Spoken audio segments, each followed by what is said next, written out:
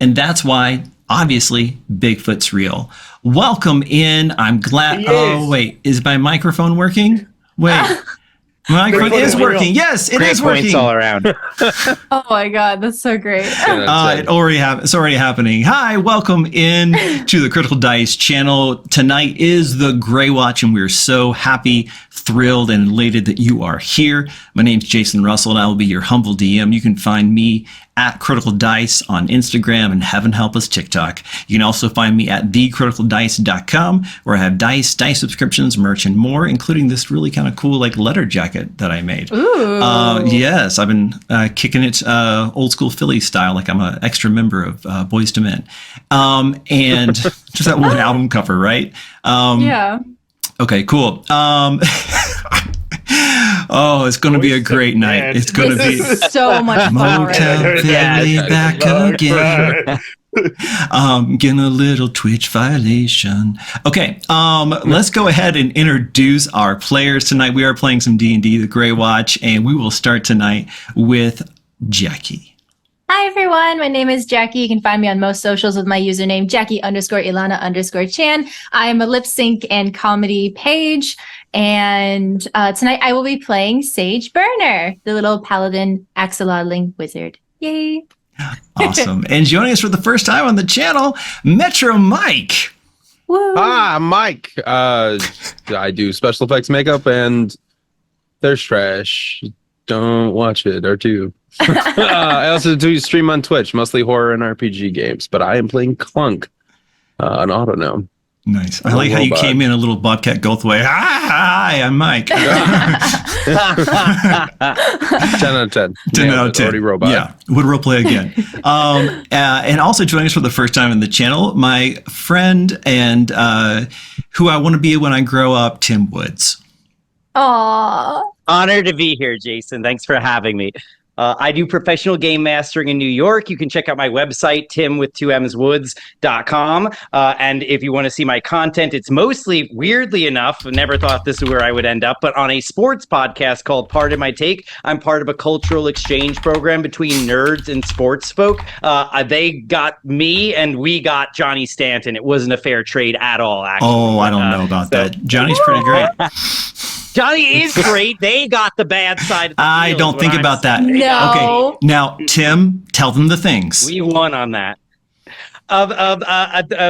So I do professional game mastering. I have a PhD in teaching games and learning. So I work with schools and companies, essentially teaching people very often their first game of D&D. So I'm a big popularizer and somebody who introduces the game to people often for the first time. There it is. Yeah, and Tim was actually one of, if not the first professional dungeon master of the modern era. It was covered by people like Engadget, Time Magazine, the New York Times, and then many, many others. And I can't wait to play with him tonight. And finally, Lightbox Gnome. Oh my God. Oh, hi. Didn't see you there. I'm Lightbox Gnome. You can find me at lightboxgnome.com. I do Twitch streaming, TikToks, Instagrams, all the other stuff. You can generally find me on the internet being my goofy self. And sometimes on the D&D stuffs with the Jason and the peoples and the hello. I didn't see it there. Wait, that's it. Exactly. And so just because I know we have some new people in here coming in, thank you for all the follows, the subs, the hype train. What the heck? I really appreciate it. So the way the Grey Watch works is it is like serialized TV in the vein of less like The West Wing, where you're following a storyline, and more in the vein of a sitcom, where it doesn't really matter which order you watch the episode. So if you watch The Simpsons and you don't know if this was season 7 or season 27, it doesn't matter because you know the characters, you know the general premise. And so this D&D game is very much like that. There are some larger through lines of continuity, but otherwise you can just hang out, enjoy some role play and some maths, and just enjoy the story, fall in love with the characters, and not feel like you missed anything. Also, it allows us to have guests on, especially during the crazy holiday season. So Jackie and Cole have played here on this channel many, many times. Jackie, you've played with Mike, right? I have actually. Mike is one of my players for my podcast on Jackie's Garden podcast. So Jackie's I- Garden podcast, where you can find where? yes. Spotify. Thank you, Mike. Tamara Tell campaign. Yeah, Mike. I got you. Yeah, this is the first time I actually get to play with Mike. I'm really excited. Yes. And first time I get to play with Tim too. I'm really excited for tonight, guys. Yeah. It's amazing. And Very Tim, cool. being a consummate professional, never gets to play, and so this would be a thrill for him. I get to play with my family, and like that's it. So this is really cool for me. And I love when people who DM for each other get to play with each other. Like that's what I'm all about. So that's rad. Fantastic. Very, very good.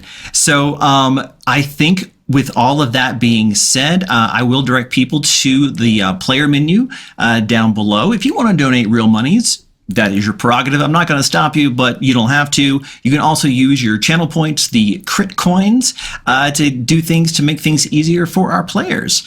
And I might in the second half turn on some things to make it easier for me, like I need any help. But if you see one of your favorites struggling or need some help, like the Hunger Games, you can send that drone in and give them a luck point or a healing potion or long stride or something like that, so you can help them out as well for free using your crit coins. I think with that, I think it's time for us to get into our game tonight for the Grey Watch. I think our scene. Oh, yay! Cut to intro video we haven't made. That's what you hear as you just zoom in. Yeah, yay! And then like the Doppler effect. The scene opens as it usually does inside the hall. A large room about the size and dimensions of a American football field, with wood paneling on the floor and walls and ceiling. It is a large space lined with books and doorways to hallways, which lead to more doorways of every shape, size, color, and material imaginable. But here in the hall, it's very homey. There's a couple of little reading nooks and dens, as it were, with coffee tables and high-back upholstered chairs. There's a small stage, and on it a dais, a wide kind of 5-foot diameter shallow pool of water used for divining and scrying. And in the hall tonight, we see only a few figures, a little less crowded, a little quiet night. And herein we find Sage and Poe. And Sage, Poe, you guys see floating through the hallway one of the, how do we call them? Dimensional managers, oracles, boss of the Grey Watch. One of the flumps. This one is the blue tinted one, Balthazar, and he is floating along with two tentacles holding a large tome, and it seems to be reading it. And I think, Sage, you might notice this first. He has something new. He has reading glasses, but they're sitting on the bridge of his pita bread-shaped body, but his eyes are up on stalks, kind of looking down through into the book, and he floats through looking at the book and says, kind of looks up, almost bumps into you down there on the ground, says, "Oh, Sage, there you are. Who else is in the hall tonight?" I think Vaughn is. And she looks over to like the corner where you see a bunch of other tomes stacked up to make, instead of a pillow fort, it's a tome fort. And, and she's like, I think she's in our fort that we made. Also, are you done using that book? I want to use it for the roof of our little tome book, our tome home. Tome home. Tome home. Home is good. So I was going to say no, but like, okay, yeah, not every tome is a home. What's that book? Not every tome is a home, but this one is. And he hands it carefully down to you. That's and, debatable. Did you look at the title, or were you just asking and then you just like, never mind, I have it now? Well, if it's in my hand above my head, I think I'm going to like look at it. Oh, also, I should mention that Sage is a little 2 foot tall, pink axolotling, like grung type character with silver like pauldrons and this purple wizard's hat and a little lotus flower pin to it, as well as like a little gray watch pin attached to her hat. So she's holding this up, and you just hear her foot, as she's walking away. So I think that if the title or the book is above me, I think she would look at it to be like, do I want to face it with the cover facing down or up? Well, so what does it say? The cover says Flumpa Sutra. For those who were here last time, this is a book that Quincy's character Marshmallow found, and I guess it's made its way back to the hall. Wait, is there a roll I can do to see if Sage knows what that means? I would love for you to do that. Insight. Okay. Roll for your precious innocence. No, yeah, roll insight, I think. Oh, okay, no, it's a 6. Okay, she doesn't know what that is. That's No. a pretty word. Mm-hmm. Yeah, and it's Hopefully like it's not a picture book. Hey, Vaughn, look what this. Look what only I in the found. middle. Oh God. Oh God. Oh I God. need props. I need props. I work with props. It's actually a VR Oh, experience. that's hilarious. That's actually hilarious. Wait. Wait, Oh, you have your This cookbook giant book, and then you have a small book. Here, look. he's by the way, Vaughn is inside this book fort with a full-on campfire in the middle, and he's chopping vegetables on one of the books. Like he's full on making a stew. And he stops and turns to Sage. What did you find here? Places in the fire. Balthazar was reading it. Places it in the fire. Straight in the fire. Straight in the fire. That is good kindling. Thank you very much, Sage. Don't take any books from him anymore, okay? But if he has good kindling, shouldn't we use it the more? I've put myself in a loop here. You can take it, you just can't open the book. I think that makes sense. I'm not a parent. What am I doing? It's the most parent-like I've ever seen you be. I know. A little It bit, feels so yeah. strange. And he goes back to chopping vegetables, which, by the way, it's coming together quite nicely. There's a nice like steam pouring up. Although from the outside, I don't know if the flumps are looking. There is an increasing amount of smoke in here, and I don't know the ventilation in this interdimensional space. So this may be filling the room slowly but surely. But there's no other kitchen in here, so. Sage walks out of the tome home. Dinner's almost ready. Give me a perception check, Vaughn. Oh, well, that was a 2 + 4, so that's a 6. You think it might be manageable, but you can hear like the psionic resonance of one of the flumps getting closer, and you hear like a just little little knock on the door book. Door book. He just starts unstacking the books that are the door.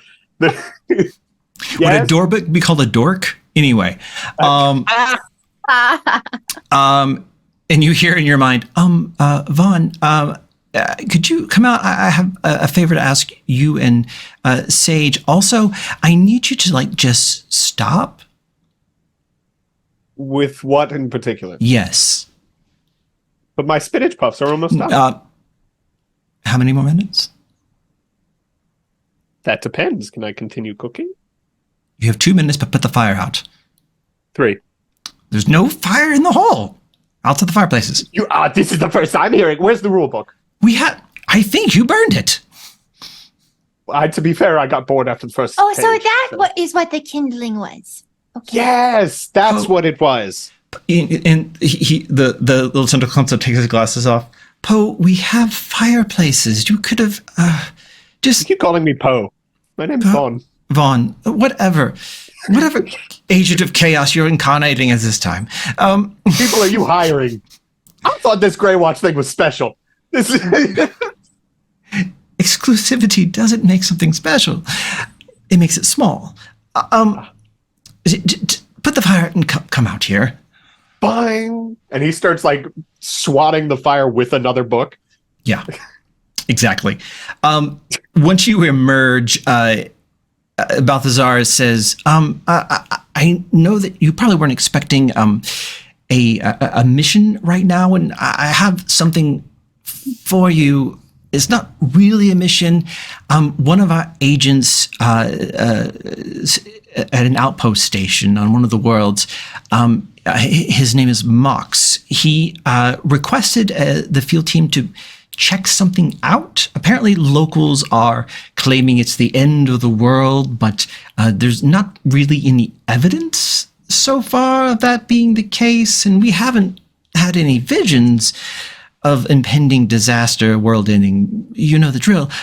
But as a courtesy, I thought I should send someone to go check it out, but it probably is nothing.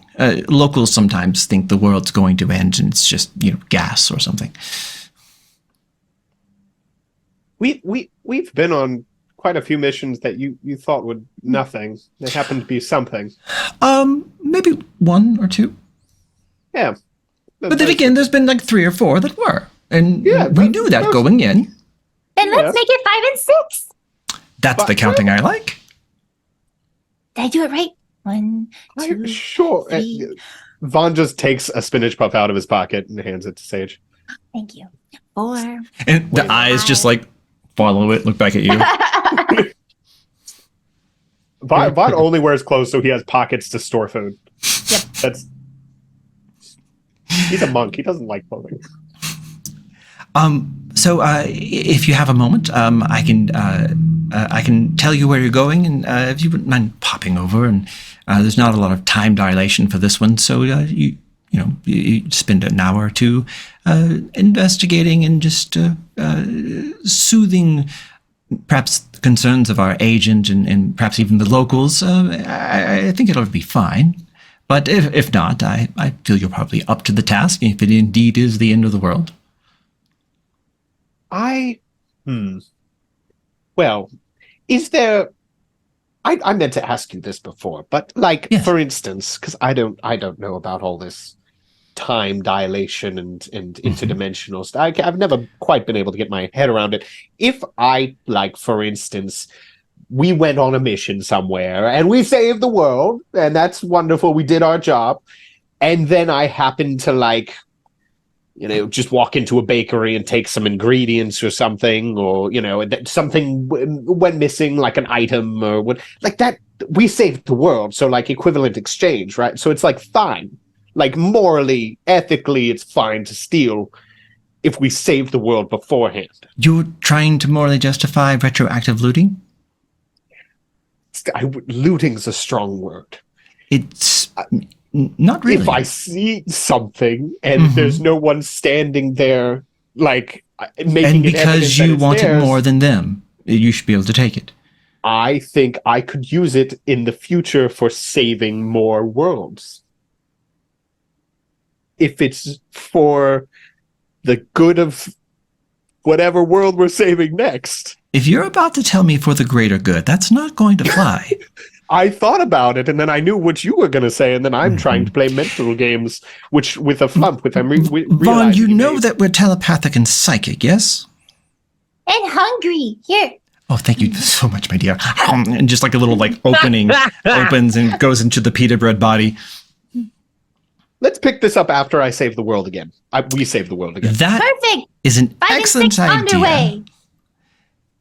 Sage, Yes. I don't have to tell you this, but I will explicitly tell you this time.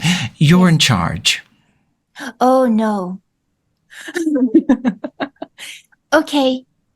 Well, the owl is visiting his grandmother, and I'm not really sure where the turtle is. But no, you'll be fine. Why am I never in charge? I'd Weren't like you you to just debating replay in about your moving? mind the conversation from a mere 2 minutes ago and really listen to Who uses yourself. Okay, and Vaughn turns around. Which door is it? he just throws his badge at one door frame. Yeah, you throw a badge at the door frame and it lights up. You coming, Sage? Yeah, and by the way, it works on any door. Yeah, he's just now like gotten to the point where he's throwing the badge at random door It's frames. like a throwing star, just hits into like the edge, like where the jam. Getting good with it. Yeah. Practicing for deflect missiles. Yeah, I think Sage gets on all fours and just starts like hurdling over and through the door. Be back soon. Okay. Bye, don't die. And you open the door, Vaughn, as Sage goes, what? And the door is full of white light, and you guys just, and you fall through. And you guys tumble out of a door of a wagon with walls, windows, and a door, almost like a carnival gypsy style wagon. I don't know how to describe that, but and as you tumble out onto the kind of barren tundra, sandy and rocky with a little bit of shrubs, you can smell on the air a little bit of sage, your namesake, juniper, and things like that. You can see a road runner kind of like get scared and flap up real big and just take off, a little about your size.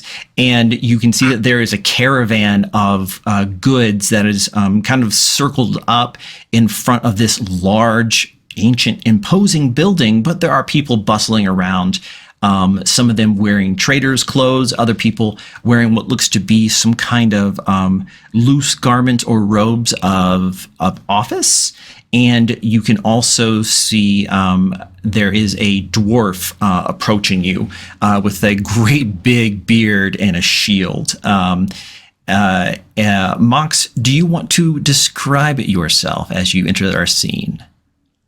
Absolutely. You see this older dwarf, maybe in his 80s, so just a little past middle age, white hair, white beard. I'll save myself some of the description and just show you this little mini there. And your picture's on the overlay too, so they can see it as well.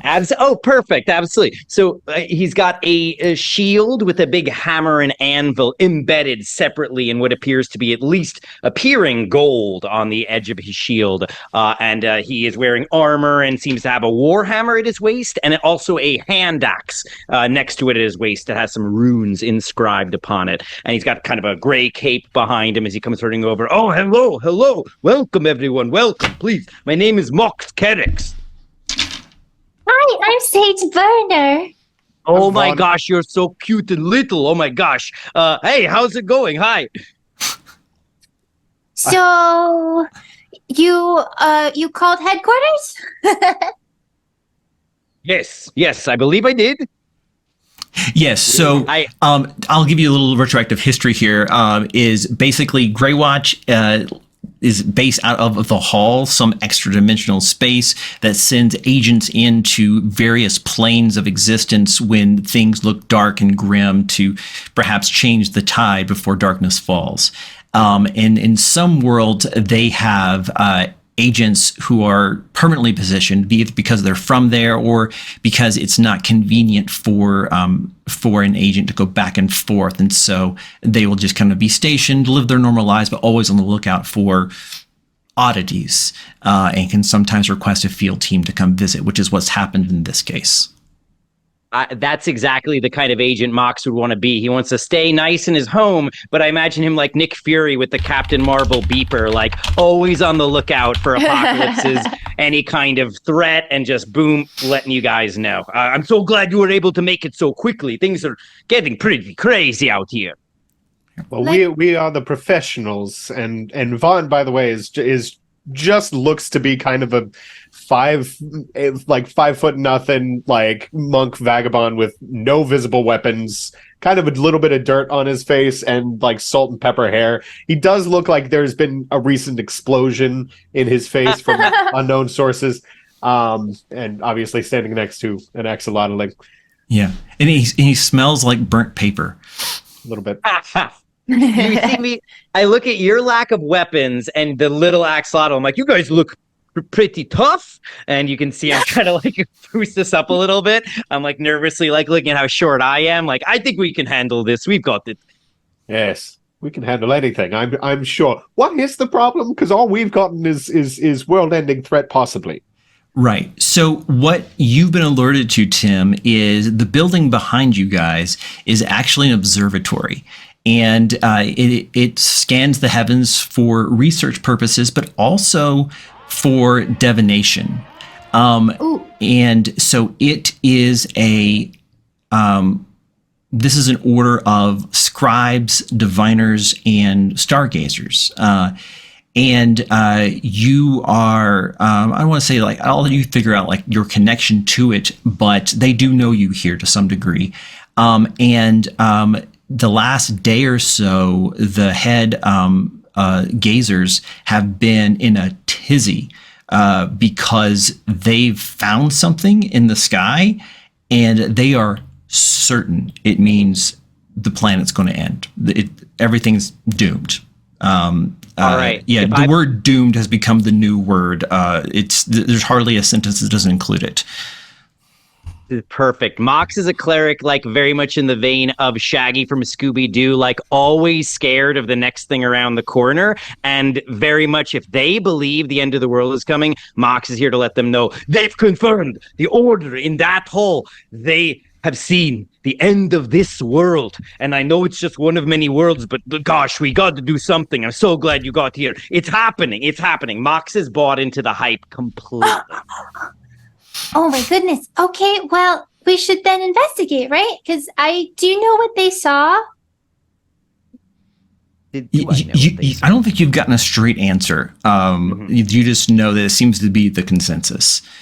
Now, you do, Mox, have a contact inside that you do know pretty well. It's a construct of some sort named Clunk, who works in kind of their laboratory with requisitioning supplies and such. And he would be a great person to talk to, and then also probably to make your way to the head gazer, who everyone just calls Marshall. So I start leading you guys right towards like this tower, almost walking and talking. And I say, they didn't say specifically what exactly the doom of the world would be. Probably either fire or like ice or like vampires or witches or something like that. I don't know exactly what. We're going to talk to my good friend Clunk, and he's waiting for us there. Don't worry. He'll have all the details for you, I'm sure. Perfect. I'm excited. Okay. Vaughn, you ready? You're the leader. Oh, butts, you're right.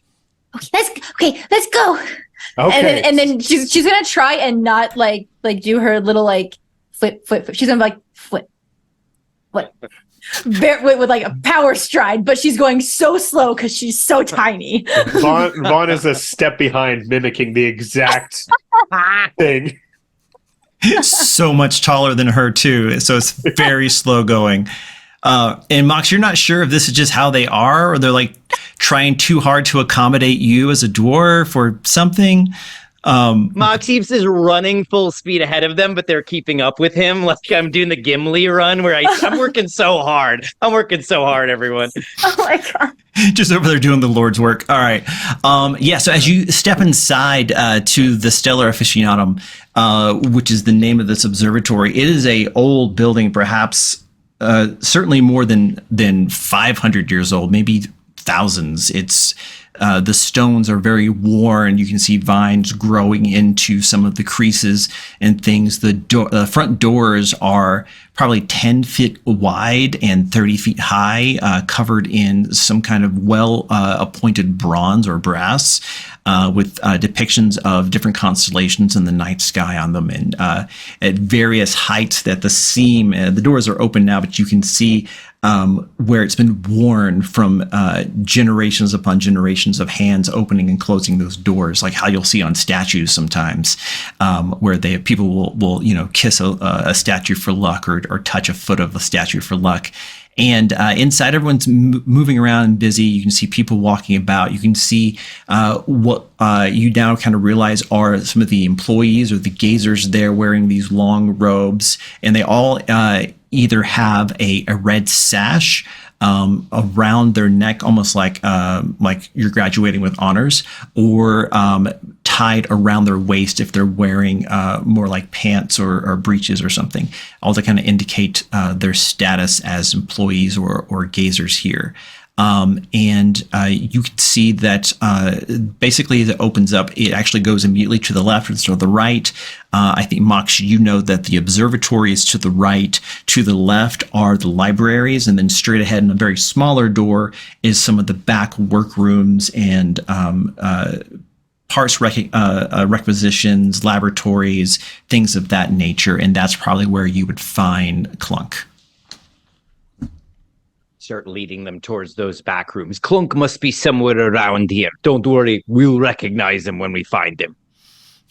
Yeah, so you guys make your way towards the back rooms, and as you enter into this main laboratory, there is all these tables out on probably 3, 4, 5 different tables, very long, almost like for a banquet, but on top are various things like beakers and Bunsen burners.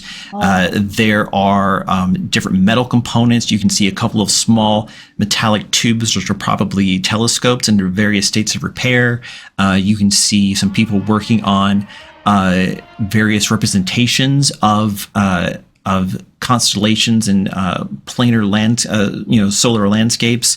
There's some charts with various movements in the night sky. You can see one that has like red string kind of pointing to various places. Someone's very involved, and there's someone like with their head down working furiously there. And as you walk into the room, you can see 2 people having a very kind of loud conversation. One of them is a white-haired gnome wearing the robes and the red sash around his neck, talking to another gnome-sized person who appears to be made of metal. Honestly, they look a bit more like a frog. Michael, why don't you go ahead and describe Clunk to us, please?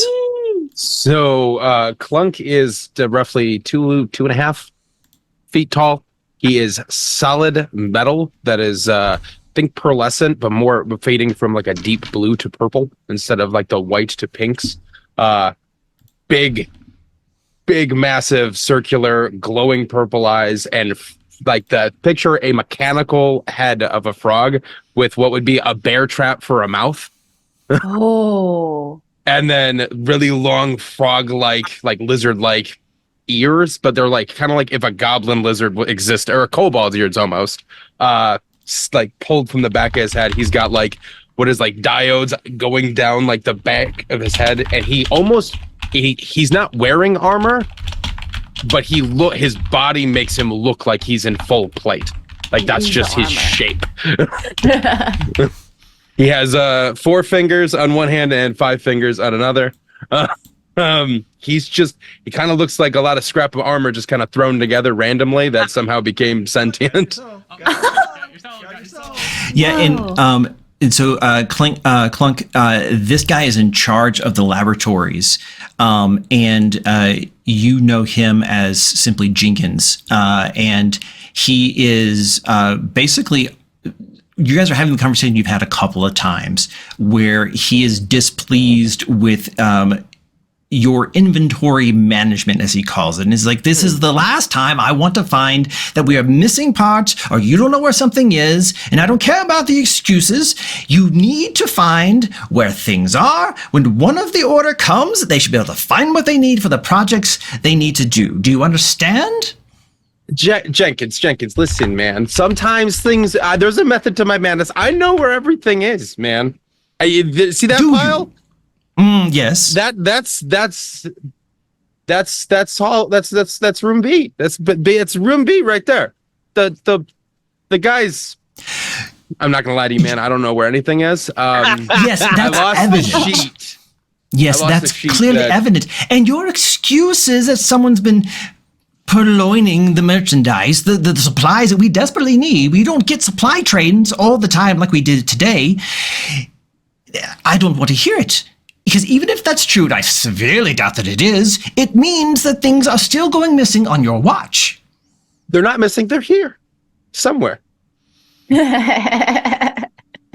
Which I believe is the definition of missing, yes? Not if we know that they're in this room, though. Do we? We know that they're in this room. Well, I do.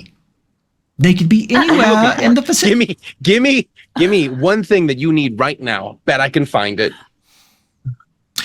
I need an arcane capacitor. Give me a history check. And we hear this. Oh, you guys can hear all of this. Do I know what an arcane capacitor is? I know. Yeah, you guys can give me an arcana check.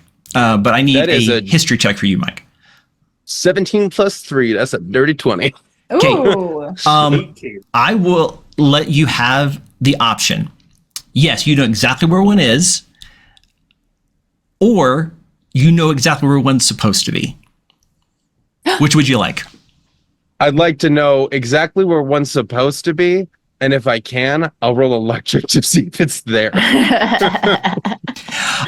Yes, you know that there was one that was discarded from a project that was not required on one of the tables where a telescope is being kind of repaired or upgraded on one of the tables off to your left. And you saw it there yesterday, and it should still be there. They said they didn't need it. You just haven't gotten a way to put it away yet. Sweet. Yeah, look, just with Clunk's like, first off, he is not silent. He is scraping metal and thumping every time he walks. So it's just, duh, duh, duh. He's just scraping over stuff, like scratching up his desk. And then he moves it. Is it there? Is it still there? So no, there is the burnt out one they took out, but the one that you saw that they decided they didn't need that was still working, it's gone, which has been happening more and more. You realize? Okay, look, man, you got to believe me. This one, this isn't the one that was here earlier. This is like, I get it. Don't look at me like that, Jack. Are you looking for I know. partial credit because technically this burnt out one is still an arcane capacitor? I don't do partial credit, Clunk. Get it straightened out. You didn't say it had to work, though. You just said you needed. He makes a little noise that's supposed to be like an air of aristocracy, but also frustration. And turns and storms out of the room. And I think he will even like kind of push past you a little bit. Mox is just like, watch where you're going, and walks out. Mox was, as he said that, going, oh, quietly, but with it covering his head. Oh. All of a sudden, the corner going, Now, I do want to retcon something real quick. Before he leaves, Jackie and Cole, you guys rolled to see if you knew what it was. How'd those rolls go? Because I forgot that you guys were doing that. I got a dirty 20, so I was gonna Nice. see. I was gonna see if I could try to help Clunk, but Cool. it's fine. I was going to see if I could try and find like one and hide it before. Okay, so I think that you also had a hard time finding it. Sage, since we have established in previous games, maybe a year or two ago, that you are Sage the Science Mage, you happen to know that there is one, a small one, in one of the, let's call them arcane Bunsen burners, that you could remove very quickly, and the Bunsen burner would keep working for a little while. And so if you wanted to make a sleight of hand check and produce it, you could easily like yank it out and go, oh, here's one kind of thing if you wanted to. Especially as you see this kind of final confrontation before he like harumps away. I think as Jenkins is like just like walking by, I think she's going to like pull on his robes and just like look at the Bunsen burner. There's one. Who are They get you? full credit. They get full credit. They get This- full credit. This isn't a game show. Who are you? What are you doing back here? You told him to find one. There's one. They get full credit. Fine. Clunk, Yay, my first wouldn't- A. you have a moment if you could perhaps liberate one from a project not being used? I'll need it by tonight. I'm gonna have to talk to at least 4 people. I'll let you know though. Fine. And he leaves and still kind of like does the same thing to Mox, just like hits him, not really intentionally. He's not watching where he's going, and he's like, oh, "Get out of my way." Are you Mox good, is Mox? kind of chuckling to himself. That was pretty funny. I love that kind of. Mox, I've missed you. How you been? I've been good, Clunk. Is he still hassling you all the time like this? I don't mind him. He's just short. Usually when he's acting like that to you, I like to come up behind him and like give him a noogie or start shaking his shoulders. But Oh, it he always loves seems that. to Keep make doing it that. worse. I should. It seems like it makes it worse. So I No, I he don't- loves it. He he told me. likes it. Like, yeah, he pulled me aside from like yeah, right after you left the last time you did it. He's like, man, every time he does that, it just picks up my spirits every day. I want to start picking him up and like kind of like playing pranks on him. So I mean, he acts like he doesn't like it, but you keep telling me he does. So I'm gonna keep doing it then. And he smiles. for sure. I mean, technically, his spirit is in his body, so if you were to lift his spirits, that's the way to do it. Absolutely. Mox seems genuinely like he actually wants the best and like wants Jenkins to like him, and he's just completely like, all right, don't keep pranking him then.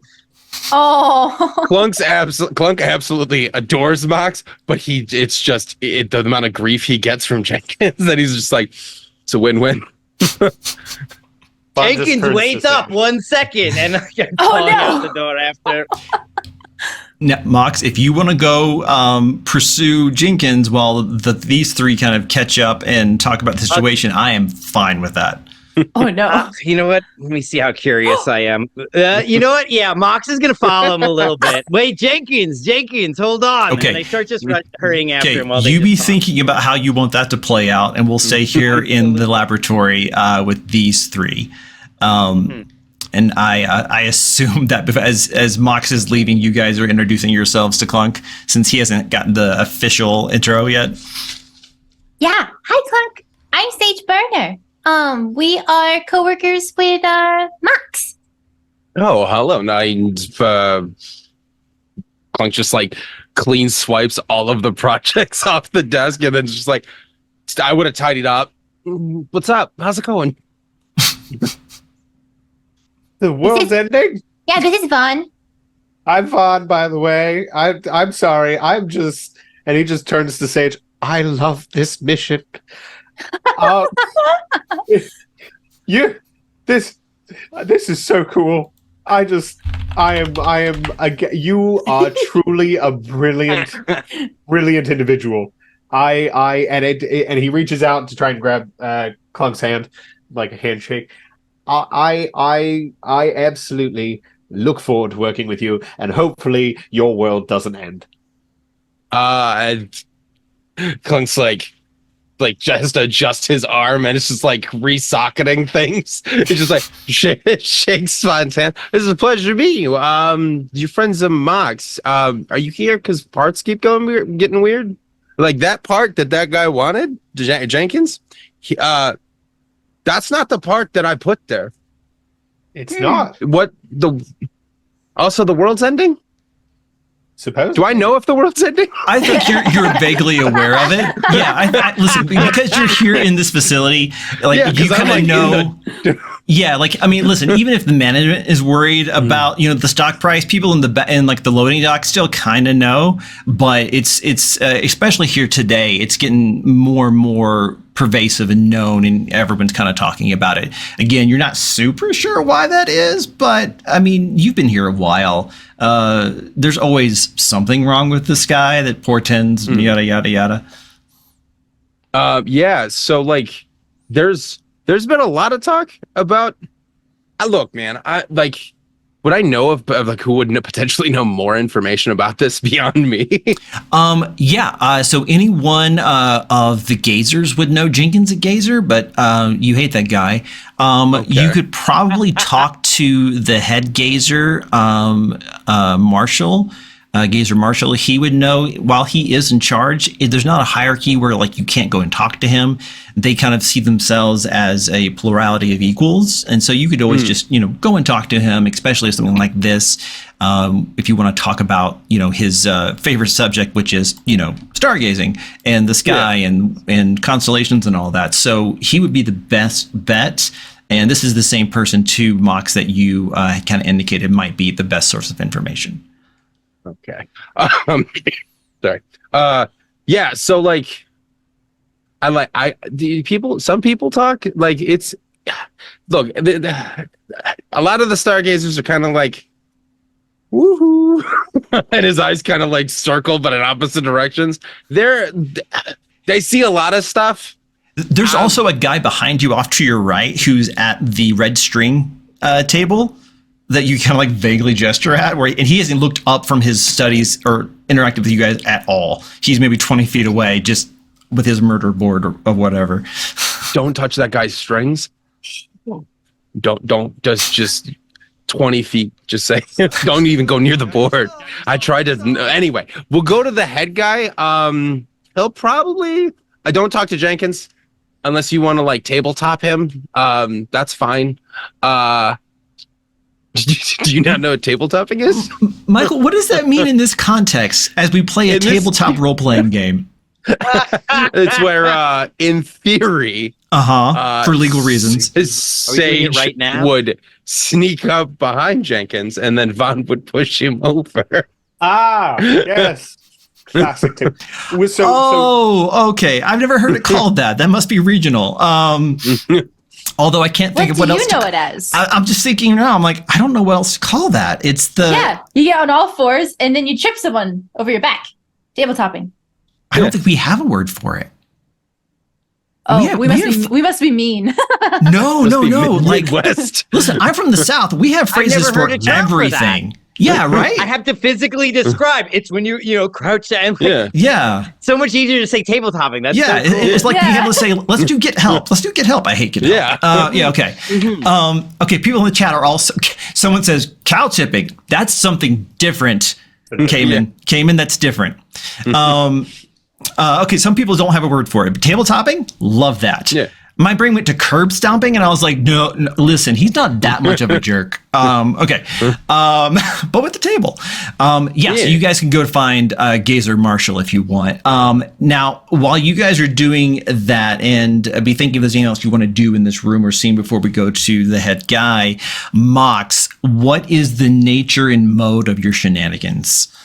So it really depends on what I'm going to follow after Jenkins and then see what he's doing next. And it's going to be Mox just through the door behind him, just poking his head in slowly. There are things that, depending on what he's doing, I won't bother him. But there are many things also that I will bother him during. What does it seem like he does after he leaves? He leaves and doesn't go out into the main area, but goes down one of the smaller hallways to some of the more almost single-use laboratories where he has a project that he's kind of fiddling with. And it seems to be, with Bunsen burners, some boiling liquids and things, various metals and things. Actually, if you want to give me a Arcana or Nature check, we can get some more information. But it's just, he's just kind of by himself, still muttering, still kind of fuming a little bit, but he is by himself. Okay, I got a 10 on that. I don't know if I know much about what he's doing. No, but you got this. You can ask me one question that I'll answer about the nature of what he's doing, if that's important to you. Okay, my only question is, if I were to just completely mess with what he's doing, could he get hurt? No, not unless he put his hand in the burner or touched a piece of metal that was over the burner. It doesn't seem to be acid or anything. You're not going to make a Batman villain by doing this. Mm-hmm. Okay, I'm going. I look in through the door. I see what he's doing. A smile comes on my face and go, I'm going to tabletop that guy. No, that really only works if you have two people. Oh, all right. Spiritual and weapon? I just kind of like, oh, dang. I'm not going to burn up a spell on this guy, I don't think. Oh, man. Am I, though? Worth it. It's a really good idea. Does Mox think of that idea? No, he does not. No. Okay. I'm going to keep it simple. I don't so much try to sneak up on him as I walk into the room. I stand still. I walk a few more feet closer. stand still, and then walk up behind him. If you need me to make a stealth check, I totally will. No, I think after like the second movement, you just hear him go. You get a little bit closer. What? As he says what, as though I am still surprising him, even though I clearly understand I'm not, I just reach out my hand, and it's the worst. I just knock out of his hand whatever's in his hand. Like, it's a horrible prank. Yeah, it's like it's a couple of papers and a book. It lands on the ground, open, and he's just like, did you not have siblings as a child? What is your problem? Gotcha. Oh, I had lots of siblings. We have made each other miserable. Oh, and I'm like shaking his shoulders way too hard right now. How you doing, Jenkins? He's like in he has like wizard strength, like which is like a 6, and he's just like, don't get off me. Stop it. Hey, man.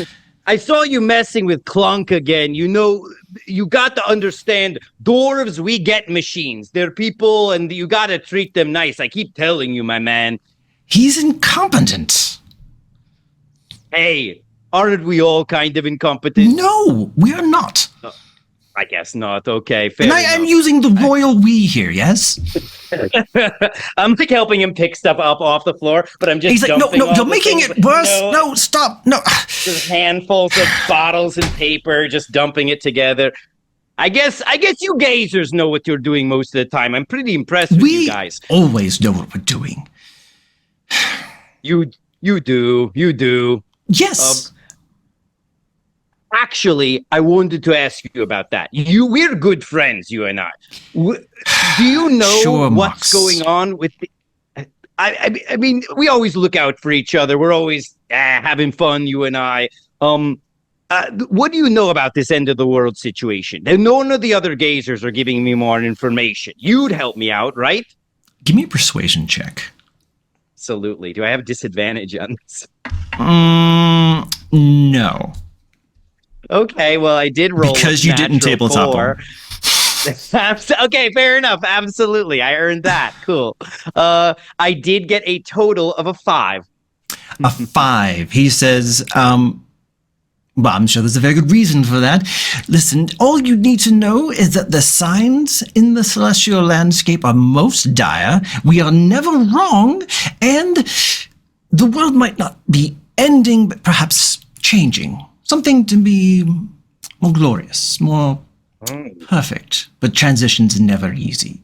Perhaps the answer you're getting is a little too short-sighted. But I have no more time for you. Get out of here. Hey, you know, you're not the only one who can do these fancy divinations. I have the power of Moradin on my side.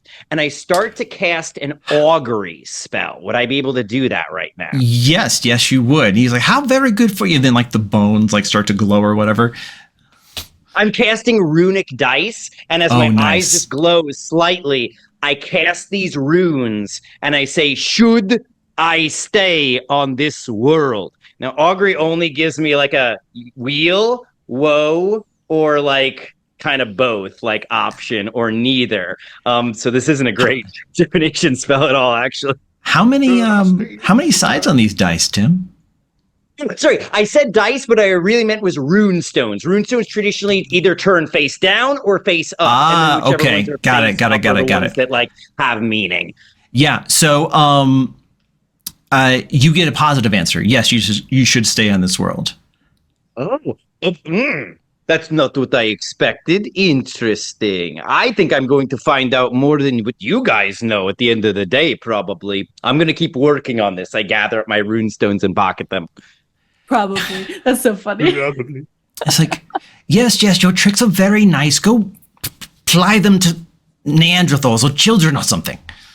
I'll catch you later, my man. I shake his shoulder. And thinking about this answer, this is not what I expected. I'm just like puzzling to myself, why would Moradin tell me to stay? Unless I'm to avert the apocalypse. Unless. As you leave, you hear him say... I rushed to catch up. Yeah, as you leave, you kind of can hear him go like, I was an only child.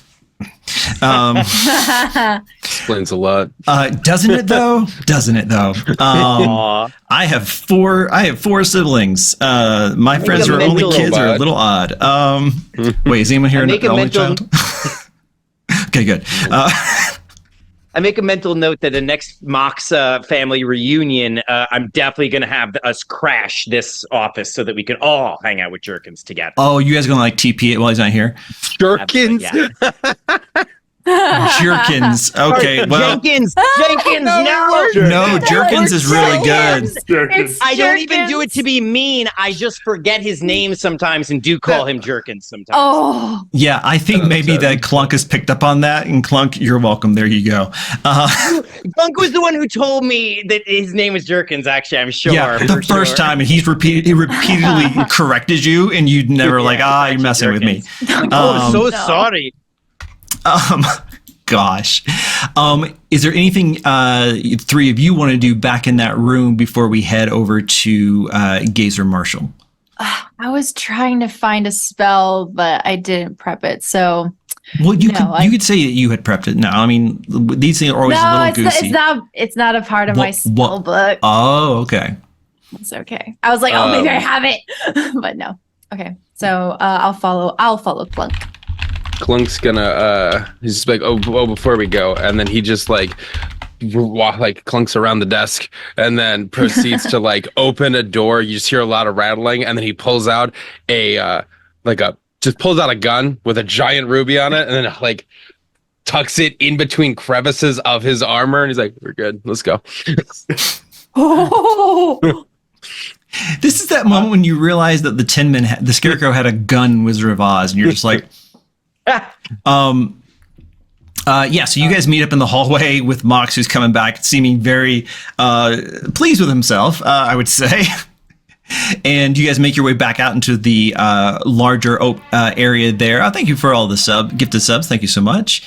And head off to your left up towards the main observatory. And as you guys make your way, there's a few people going in and out, and you reach this main room. It is almost as big as the hall for those who have been there. It's a round room and with a domed ceiling. And there is a very complicated, both mechanical and arcane in nature contraption that is suspended on nothing really, as it is there in the midst of this giant room with the focus pointing out into the night sky through an opening in the dome, and then a kind of almost a not lattice work, what's it called? A scaffolding where people can walk around to look in various different viewing areas to presumably see different magnifications, perhaps different filters into this massive grand telescope. And you can see that there is a tallish man with nicely coiffed black hair who looks kind of familiar. And talking with some others, and his red sash around his neck is also kind of fringed with gold. And you guys take it to mean that this is Gazer Marshall. And I think both you, Clunk and Mox, have know this man fairly well. I think Clunk you a bit more because, well, you ostensibly work for him. And Mox, you've been here enough to cause your own particular brand of friendly chaos that you've met him a couple of times, and he's a likable enough guy from your guys' interactions. And he sees you approach, and you guys go over here just in snippets of the conversation, and he just says, "We'll discuss it more tonight before our next viewing." Ah, Clunk. Oh, and Mox. So you've brought friends. What can I do for you?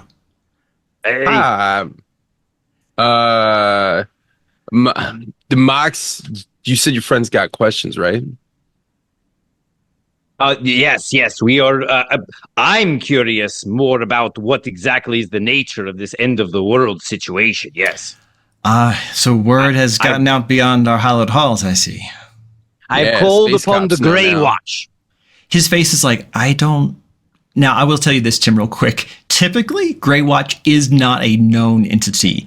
They try to keep it low key. However, and I didn't tell you that, and I apologize. However, Mox being Mox, I don't see anything incongruous by what just happened. So it's up to you. I have called the Grey Watch an organization of great power and authority. And like they're already like, no, stop. Yeah, Sage, Vaughn, you may have just discovered why they don't let him in the hall. why he's stationed out here.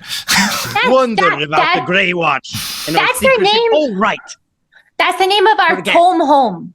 They're our home. Mox is Hey. immediately distracted. Home. What? Yes, It's home? It's like a house of books.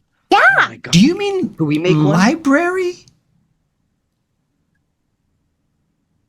Well, I mean, I'm as now confused as you, now Marshall. Sage is like, wait, what's the difference? yeah,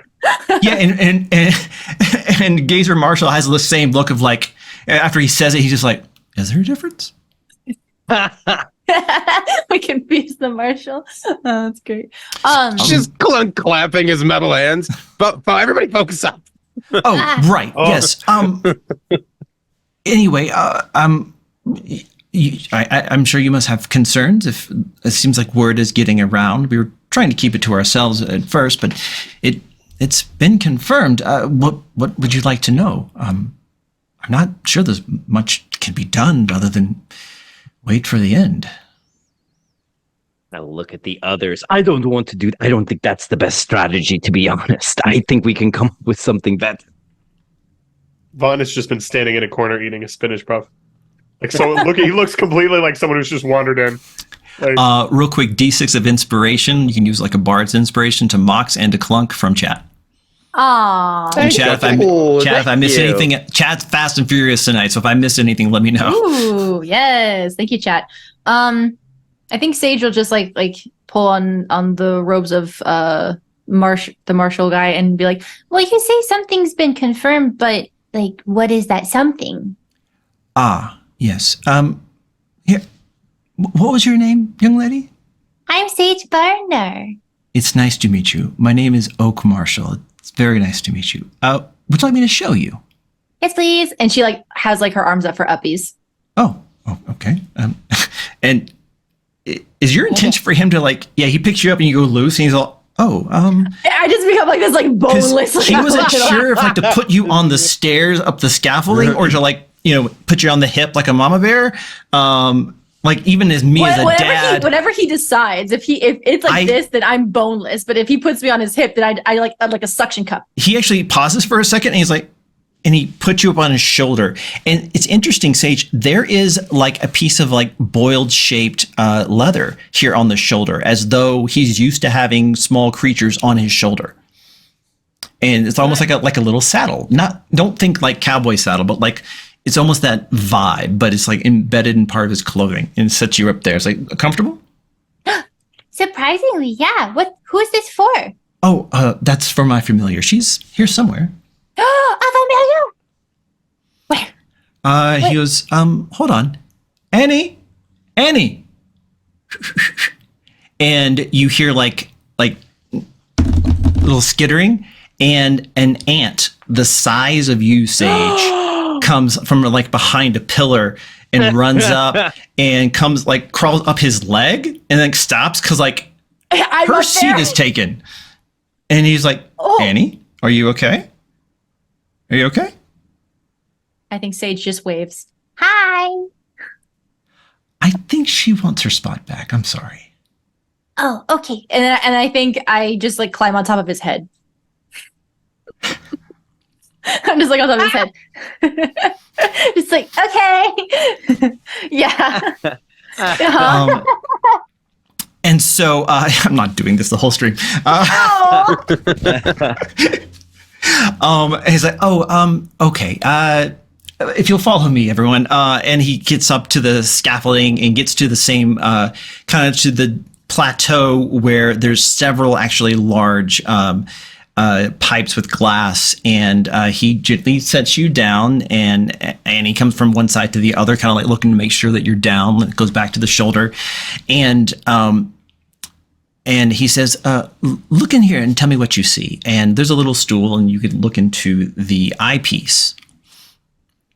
And what you see is a constellation, and it's particularly bright. And it looks kind of like a rectangle askew, but still kind of like portrait. Trapezoid. Well, a portrait, but like skewed over a little bit. Okay. And then cinched in the middle by 3 stars. Oh, I can't do that with my fingers. Yeah. So kind of Yeah. thing, you know, like a Oh. pinched waist. And he says, what do you see? I see a very bright constellation. It looks like an hourglass. Yes. And that is what we actually call that constellation. We call it the hourglass. However, he flicks something, a couple little knobs, and different like little lenses come down like you're going to the optometrist. Oh. And you can see that some new stars are in this constellation. And now it looks a bit more like a scythe. Now what do you Oh. see? Well, it changed. Now it looks like a scythe thingy. Yes. This How do constellations change like that? that is a very good question. Some of them change with the natural proceeding of time. Others will have confluences with other stars, and they can portend important events, even give us glimpses into the future. This one is not supposed to happen. The scythe or the hourglass? The scythe. Oh. The hourglass has remained unchanged, I think, from time immemorial. Huh. But to see it change in such a... it's hard to explain everything we do here, but suffices to say this change is unexpected and does portend doom. Some have interpreted this to mean that the sign of waiting is over, and now a harvest, a violent, unwelcome harvest. And we think the world may be the brunt of that. This is unprecedented. Mox and Clunk, give me a history check. So if it isn't a scythe, it's okay. Guys, we need to figure out how to change a constellation. Change the stars. Got a 90. Obviously, that's I the got a 15. 15 for Clunk. Mox? 19. 19. Mox, you actually have read is a very old book, and you're not even sure where you got it from, but it was at the Temple of Morden when you were doing your I don't know the word for this, but let's call it seminary. Yes. I've never heard that used for like D&D clerics, but I'm all, that makes sense, right? Absolutely. Feels right. Yeah. When you were at seminary at Moradin School, at Vacation Moradin School. No. Absolutely. Just singing songs and making little popsicle hammers. Yeah. Morden summer camp. Yes. Yeah. Oh, I love that. There's a zip line. It's great. The Zip line was the best part. yeah, I it went super for the zip was. line, mainly. Yeah. We Why all I went for the became a zip line. cleric. Yeah, we stayed for the come for the zip line, stay for the s'mores. Not as preachy as you thought it would be. And that it was a very old book, and it does mention the constellation of the scythe or the sickle, which now that he's saying it, you always it comes back to your mind, because at the time you're just like, I don't know that one, and you kind of had looked for it, you know, like that night, and you're like, that's not one of the, like, where is this from? Like, they got it wrong.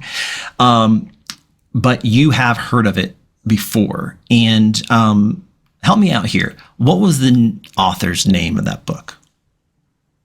That name would have been Magnus Ironbrew, probably Magnus Ironbrew. been the dwarven author who I would have read. Yeah.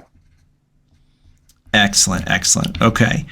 So yes, you do know that there was at least one scholar at one time who talked about it, and it's exactly the shape as you kind of look into the viewfinder that you're seeing now. Clunk, you don't know anything about Magnus Ironbrew, but you've seen that picture before, that constellation before, but you just can't remember where.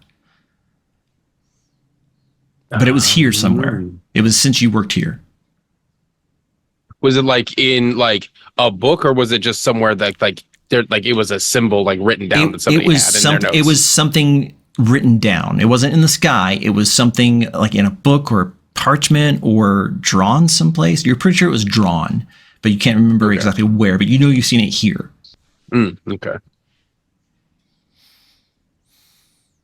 Sometimes local problems need local help. And he says, now, it may seem odd for some people to put so much stock into simple shapes in the sky, but we've had a long history of being able to predict massive worldwide events, from the rising and falling of empires to droughts to even plagues, by the divination of these stars. And nothing like this, to my knowledge, has ever happened. And so for these reasons, we say that the world may likely be coming to an end, and soon. So, where are your sources for the interpretation of the site? There has to be some loophole to stop it. That's entirely possible. Oh, you're welcome to avail yourselves to our library. Just it's Dome home. Go home. Home. Okay, but Jen, Clunk, you can chaperone. Would you do that for me? Yeah. Marshall, I got you. And then like he's just like, yeah. And then he like just kind of like gestures, just like, just make sure you put the books back. Yeah.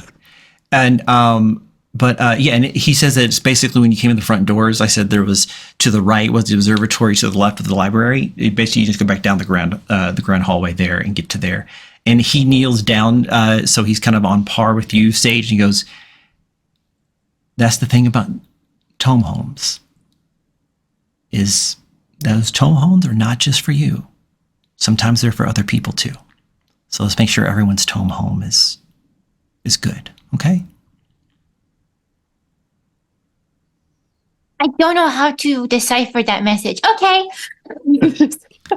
But just Fair make enough. sure, I'll make sure they put them back. Can I get a history? Go ahead. Yes. I want to actually go to the desks in this area because I'm under the assumption that with this symbol in the sky, the most applicable knowledge has already been taken from the library and is on the desks. So I want to do an investigation there and not necessarily go to the library. Love that. Go ahead and do an investigation check for me. Cole, anything you want to do? Is there... Vaughn, this entire time, everyone's been talking. Vaughn has just been trying to figure out in his mind how he can punch a star. Because he's very much not the smartest, but he does know how to punch things really well. So he's been trying to think of that. Is there any way he can think of to like send like an astral projection of himself to the star to punch the star that he's read about in the past or known about previously? Some way to influence the stars. Give me a history check, please. Just gonna falcon punch the I moon love into monks. it. I love monks so much. I feel like I'll find a way to punch this thing, and then you do. Yeah. 22 history. Ooh. Proficient. You're gonna hate this. Uh-huh. When you said punch a star, nothing comes to you about how you could punch a giant flaming ball of gas. But you know you've met this guy before. Which one? Which guy? Marshall. Oh. And it wasn't here. So I'm like zoning out, and then all of a sudden I'm spacing out, staring at him, and then all of a sudden I'm like, I can't think of who? What? It's like, wait a second. Is it like a strong like memory, or is it just a faint like deja vu? Like I've seen this person. You've talked to him face to face before. You're almost sure, but you can't place it. Can I try and place it? Can I history check that? Insight? Yeah, you can do insight. Yeah.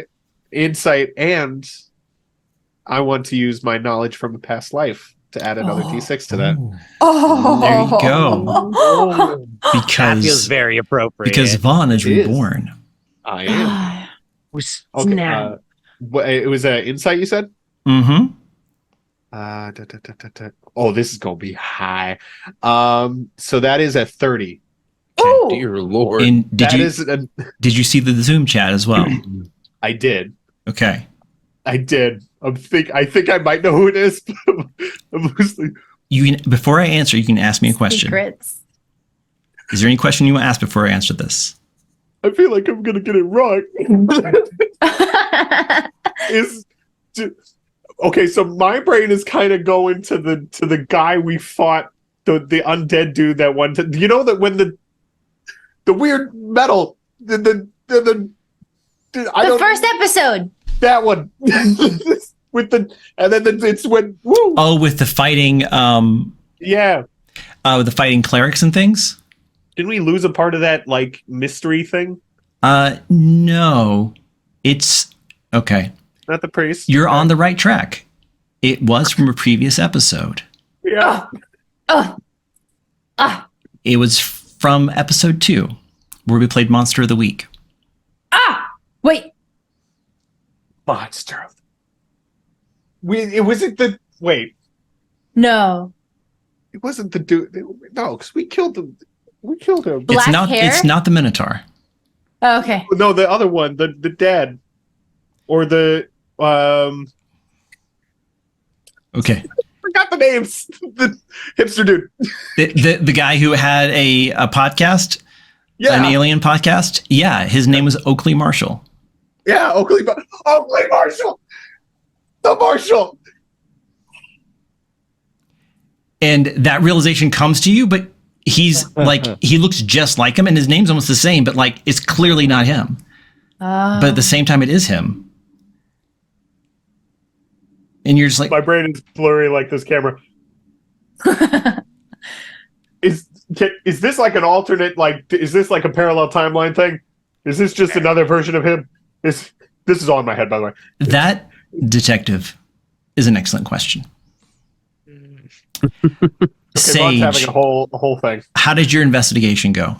I got a 16 plus 4, dirty 20. Dirty 20. Excellent. So you can Yeah. find all of the pertinent notes of them deciphering it. So like Gazer Marshall has given you the distilled like layperson's thing, but you find the different sheets of them doing the arcane astronomy and portents that kind of almost like if you've ever studied formal logic, there's like, there's the reductio ad absurdums and the propositions, and they're doing the symbolic QED to kind of figure out what this must mean. And a lot of it is just you're like, I don't know what this is, but like they seem to know what they're doing.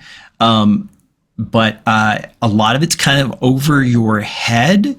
And there's a couple of theories as to like where these, like there's 2 extra stars that have kind of changed the shape of this constellation, and that have kind of caused this. You can ask me 2 questions about this that I'll try to answer.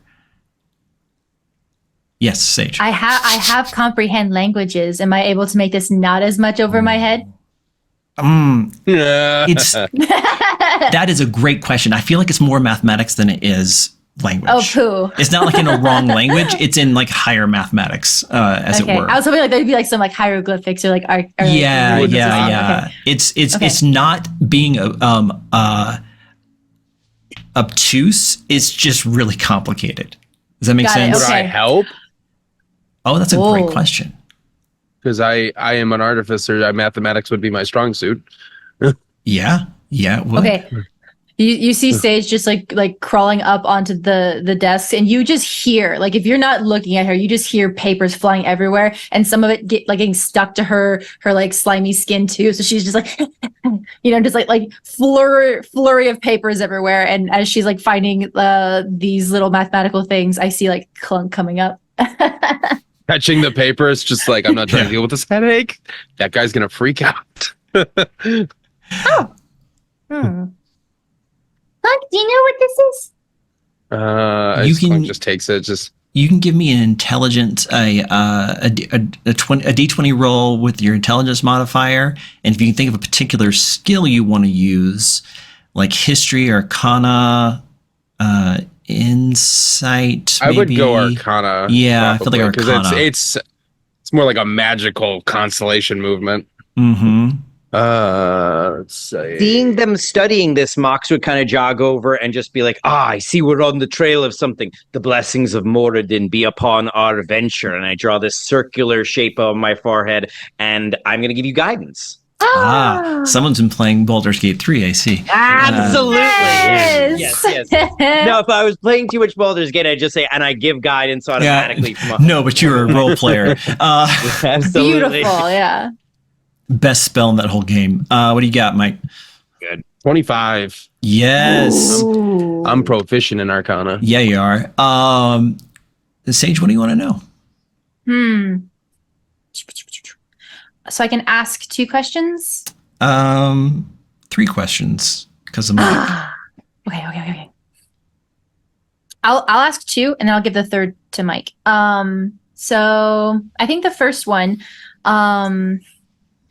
I want to ask if something needs to be built in order for the reckoning to happen.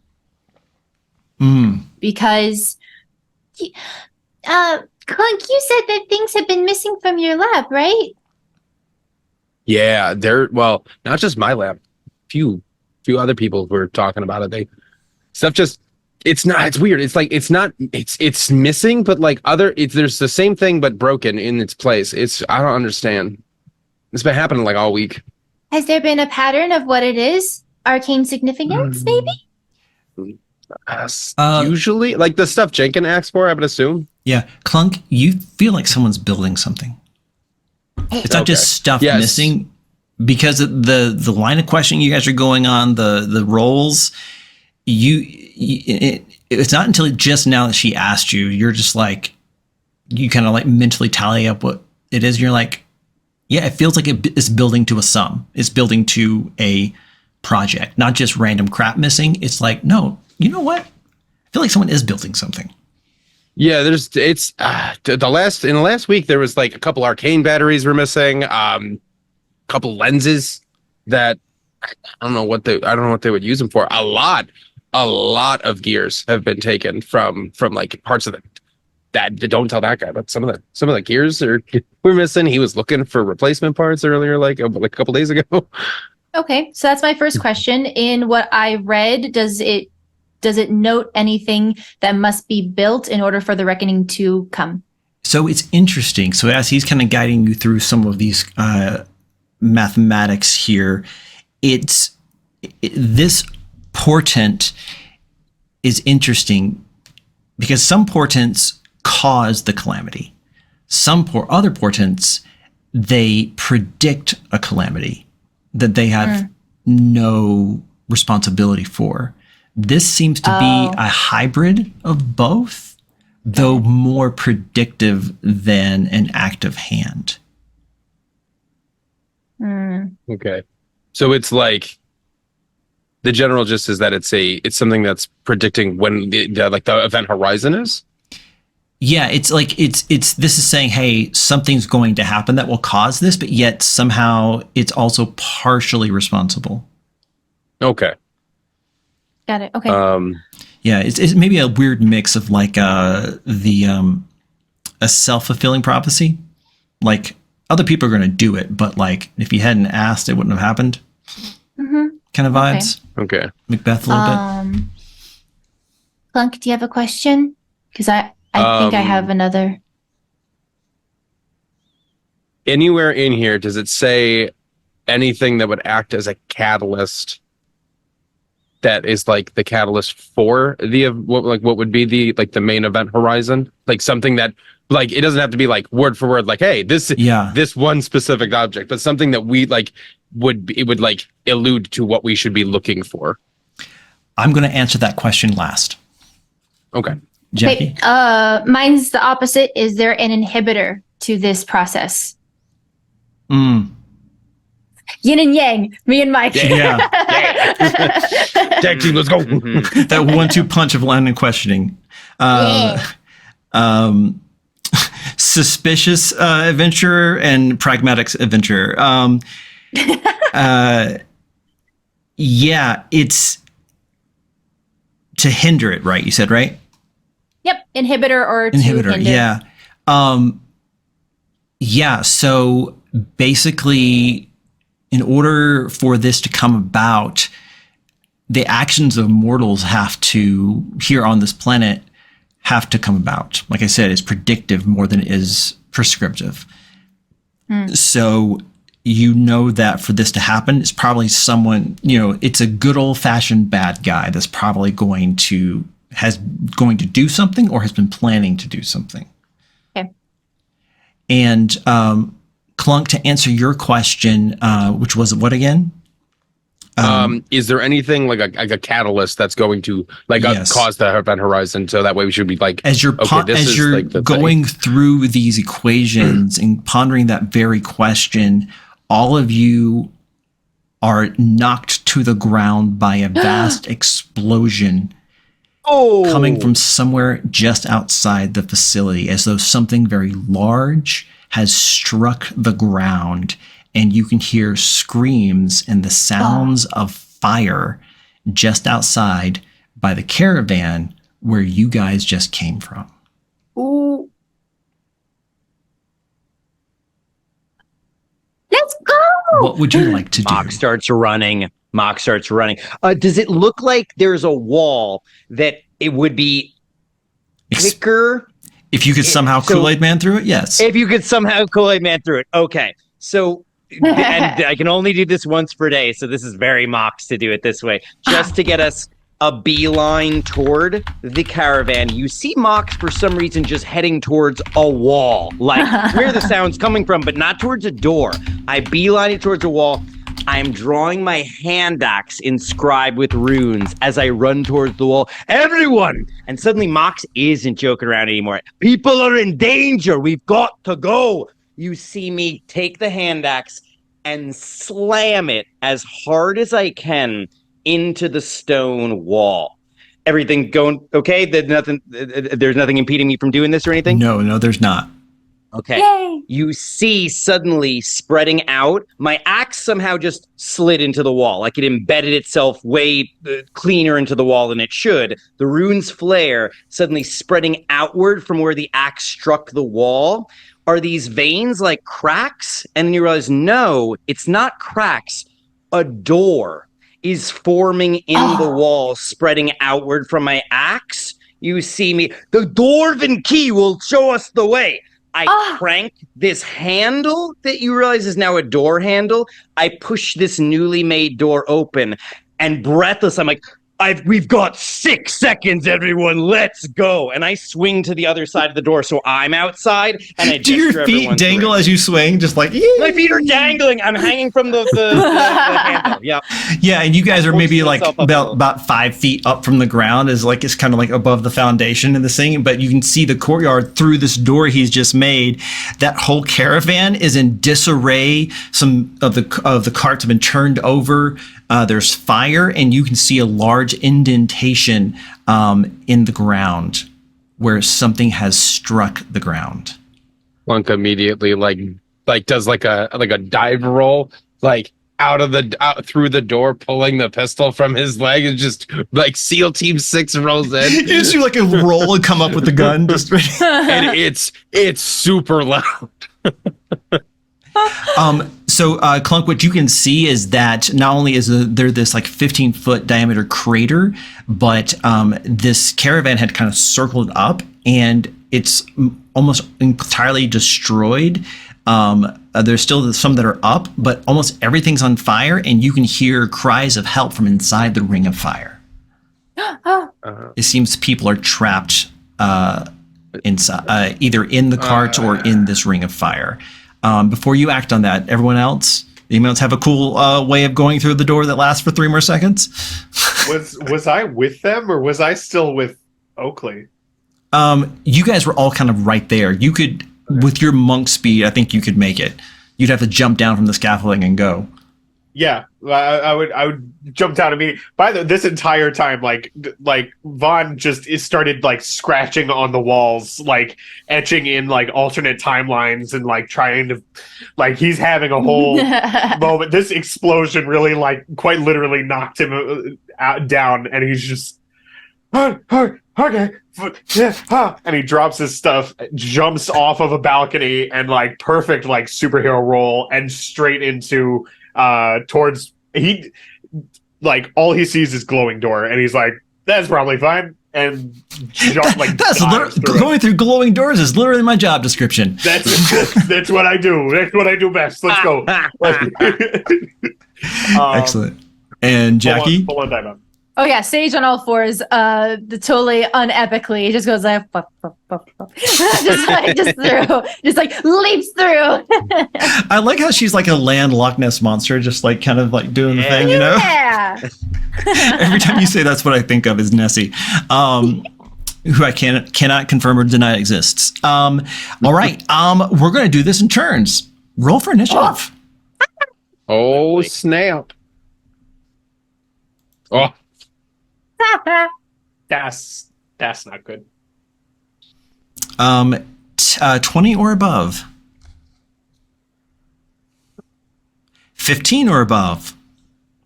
Wow. Jackie, what'd you get? An 8. 8. Strongest one so far. Mike? Got a 5. Cool. Cole? 5. You're the monk, so I'm going to guess you have the higher dex. So I'll let you go first before him. And how'd you do there, Mox? 7. Oh, hey, look at that. Look at you. Better. I didn't think I was going to be in the upper 50 percentile. That's wild. So funny. Upper 50th percentile. Yes, doctor. All right. So it's going to be Sage, Mox, Vaughn, and then Clunk. Butts. Okay. And there will be things that happen kind of in between as you guys move along. I think at this point, everyone can hear the cries of people asking for help who are trapped on the other side of this wall of fire that's about maybe 10 feet tall and of indeterminate depth and density. Oh my goodness. Okay. Crap. No, that's a ritual. That's going to take a while. I hate this, but can I hold my action? Because I literally. Okay, great. I don't know what to do besides maybe like a perception check to see if there's any other enemies besides this giant wall of fire. Yeah. Give me a perception check. Yeah, I like that. Yeah. That won't cost you anything. Perception. Not good. It was a 7. 7. Yeah. You that can. Fire's sweltering. Yeah. As the aquatic member of the team, you're just like, no, thank you. On the far side, there are some of the wagons still up. They're on fire, but the ones closer to you, they've been knocked over or been destroyed. So there is less of a physical barrier, but more fire. On the far side, there's more physical matter and also fire. So if you were looking for a way to go straight through and tank it, maybe the close side. If you're looking a way to kind of maybe deal with less fiery stuff, the far side. But yeah. But let me know when you want to reinsert yourself into action. We'll move on to Tim. Cool. Am I seeing injured people around me right Yeah, there's a few people who are being helped up by other people who are nearby or who are less injured. Everyone who was close by looks like they're dazed. And you can see a man helping up a woman who appears to have something wrong with her foot. Maybe it's broken or a sprained ankle. And he's got her arm over his shoulder and vice versa. And he's leading her away. And you can hear her say, where's Sven? Where's Sven? And you can also hear several people on the other side of the firewall trying to get out, but unable to. All right. I mean, I would definitely be... If the worst injury I'm seeing on this side of the wall of fire is just that broken leg, ankle. I'm gonna start beelining it towards the fire. Have no plan here, but I am just gunning it towards the fire. And I'd actually like to see if I dash, would that put me right up against the fire, or do I still have a distance to go? I'm wondering if I can get an angle to see through it. The best place to get an angle would to be go kind of on the far side of it and up to on one of those wagons where the fire's less intense. That would give you some height, which is always important as a dwarf, and see in there. But you would still have some fire to get through. So there's the close option and there's the vantage point option.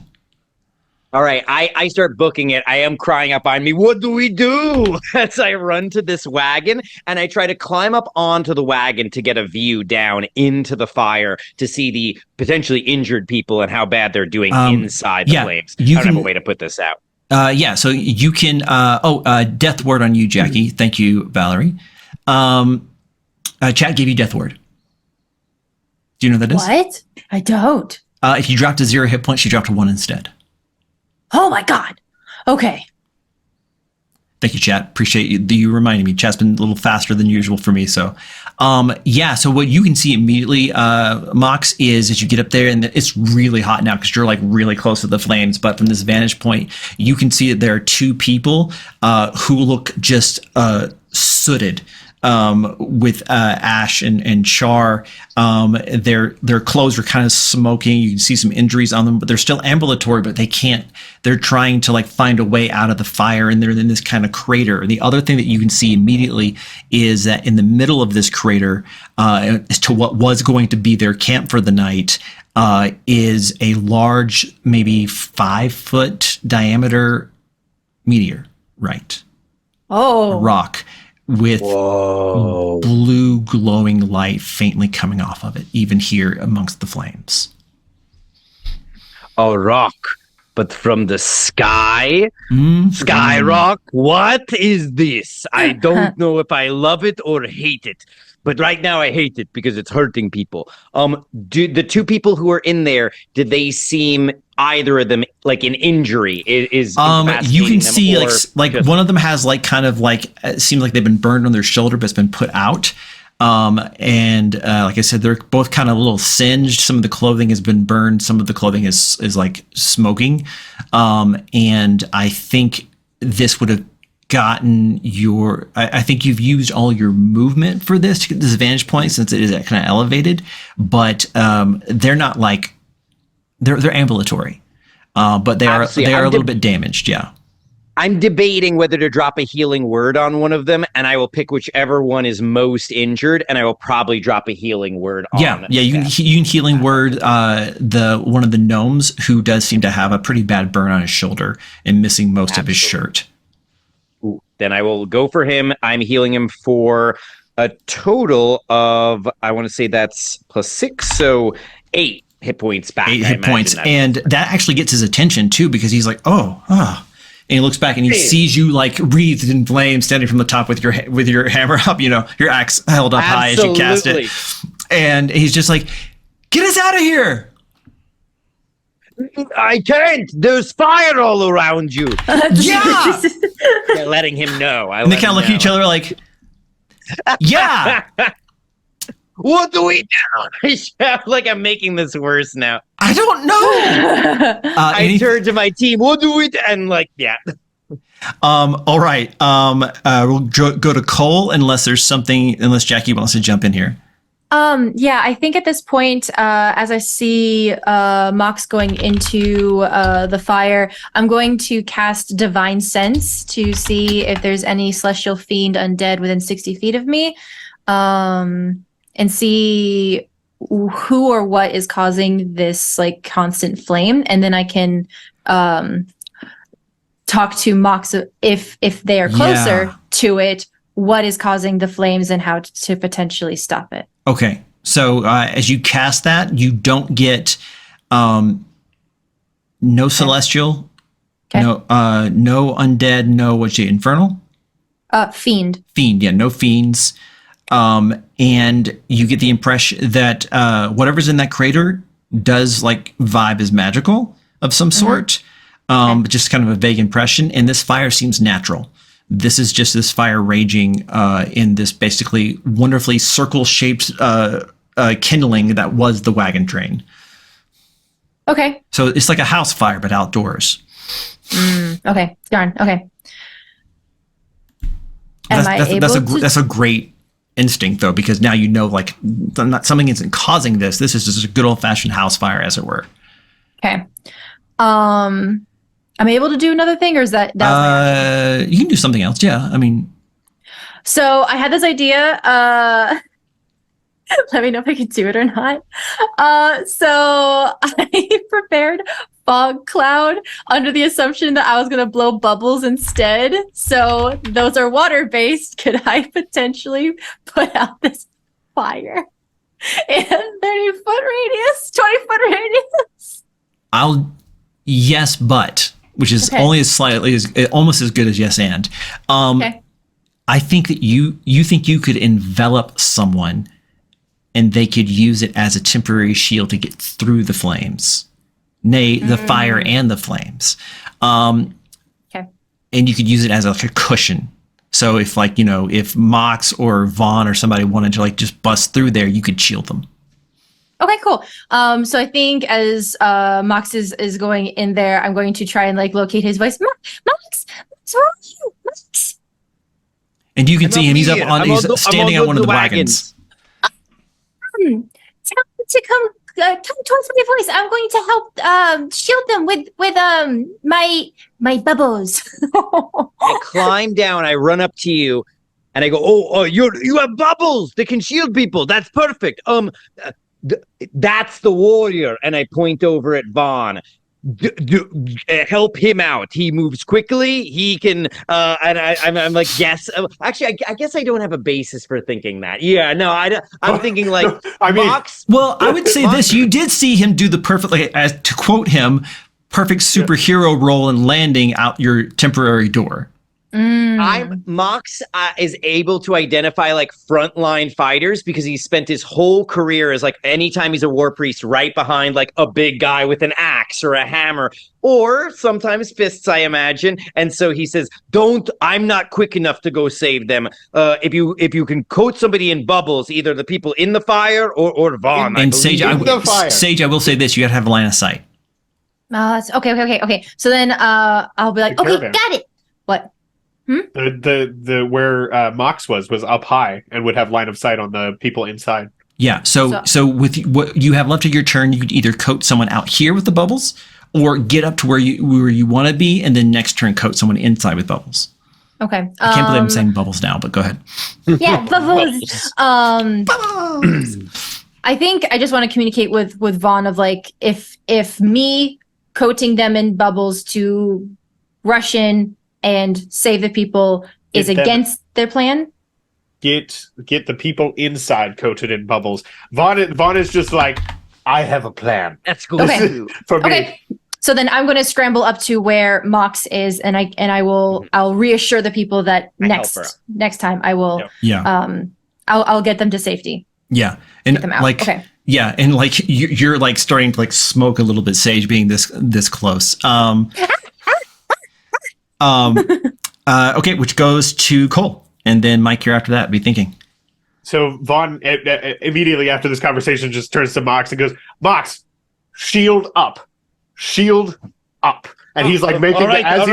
as he's running, and I'm gonna try and Reverse tabletop. Reverse tabletop. The number 2.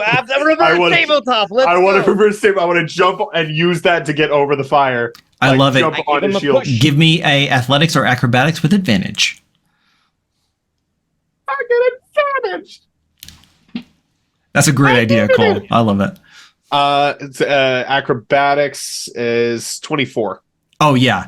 He gives you a little like as you go, and it's like Mario, just boing, Yes.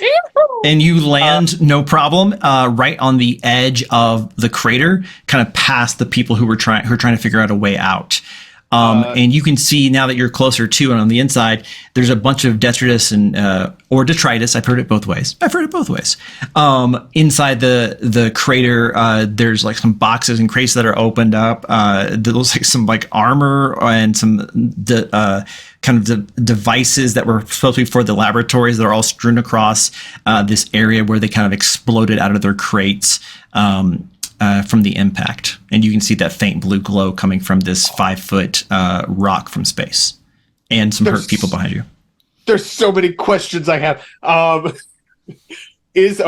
One, just from knowing Sage in the past and working alongside her, do I know if she would be able to like bubble both?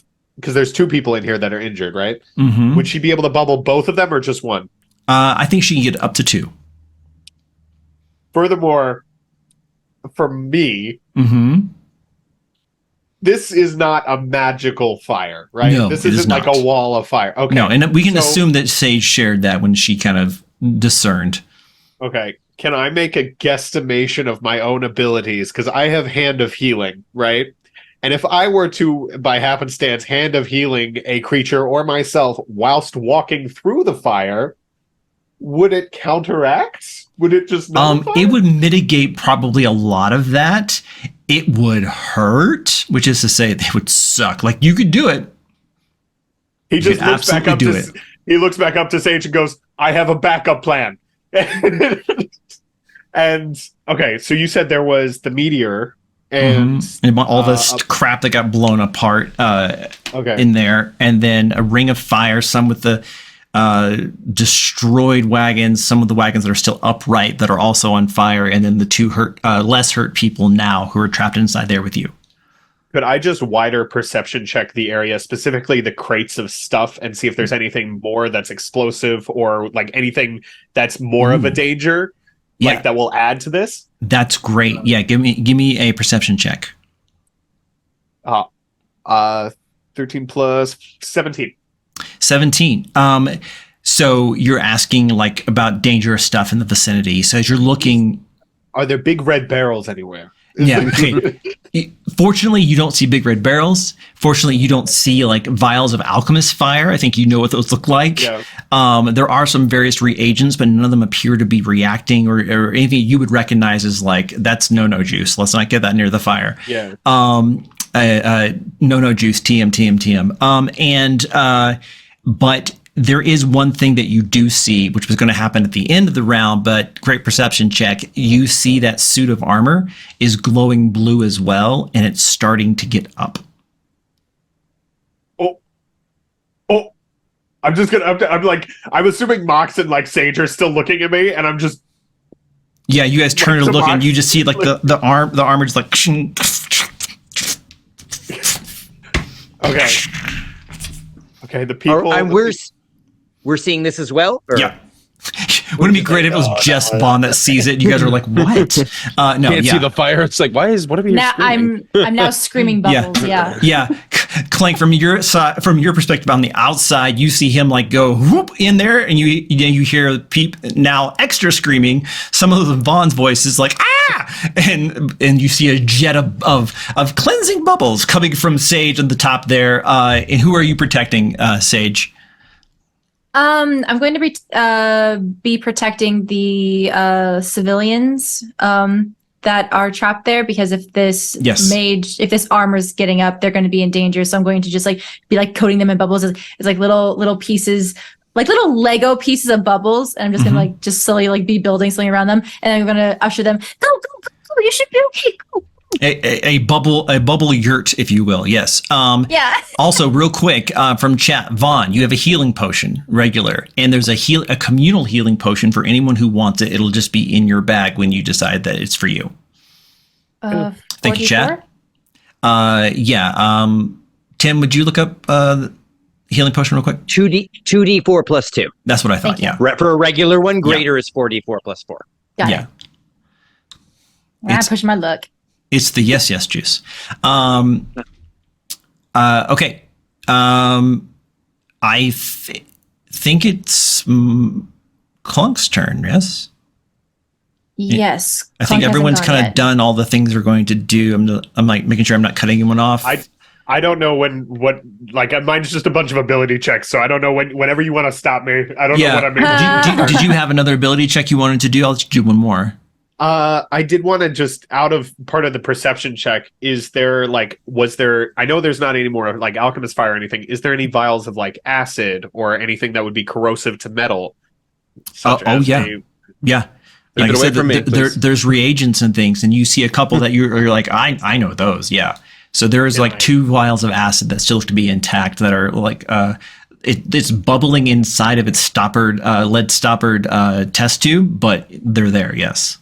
So they're glass tubes, so they would be throwable. Yes, they would. They're more importantly, they're shatterable. Yes.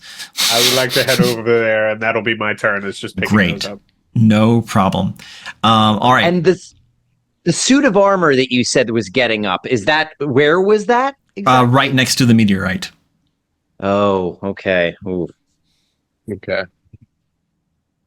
All right. Clunk. All right. So, I mean, if I have to take damage for this, feel free.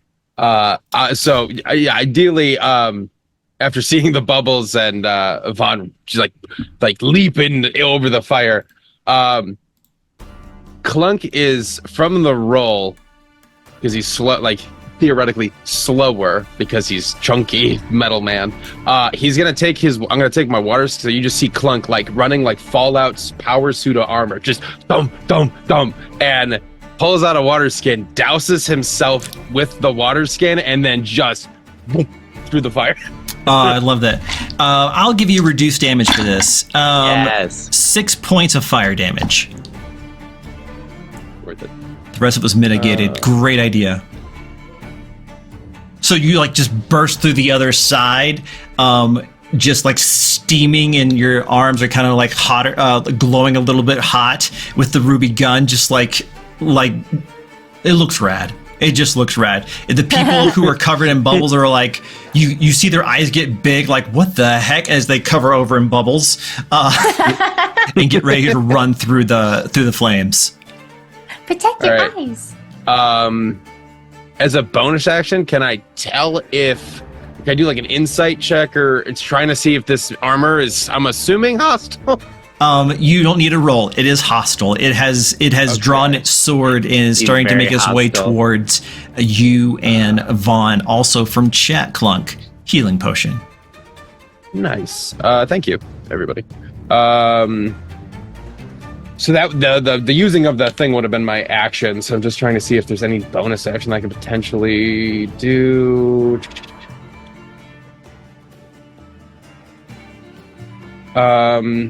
As a bonus action, I can.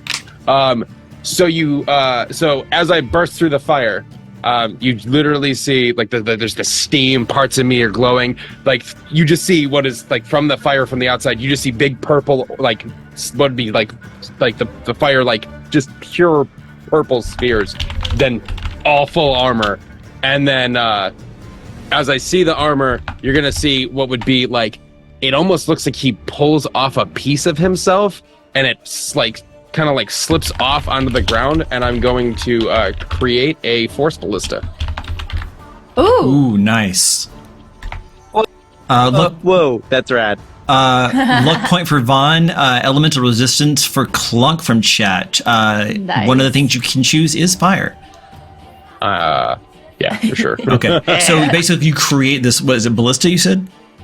Yeah, I created it's an Eldritch. It's called Eldritch Cannon, Force Ballista. It's immune Yeah. to poison damage, psychic damage, and In the turn all you created, conditions. can you also fire it? And if so, I invite you to do create so. The cannon. You can't. Okay, so the cannon is blah blah blah blah blah. Force Ballista make the range. It's technically like a familiar, so I would think. We'll treat it like spiritual weapon. The turn you create it, you can also fire it. Go for it. All right, so sweet. So at that point, it's got range spell. So I got to roll to attack with it. Yes, please. Yeah, range probably.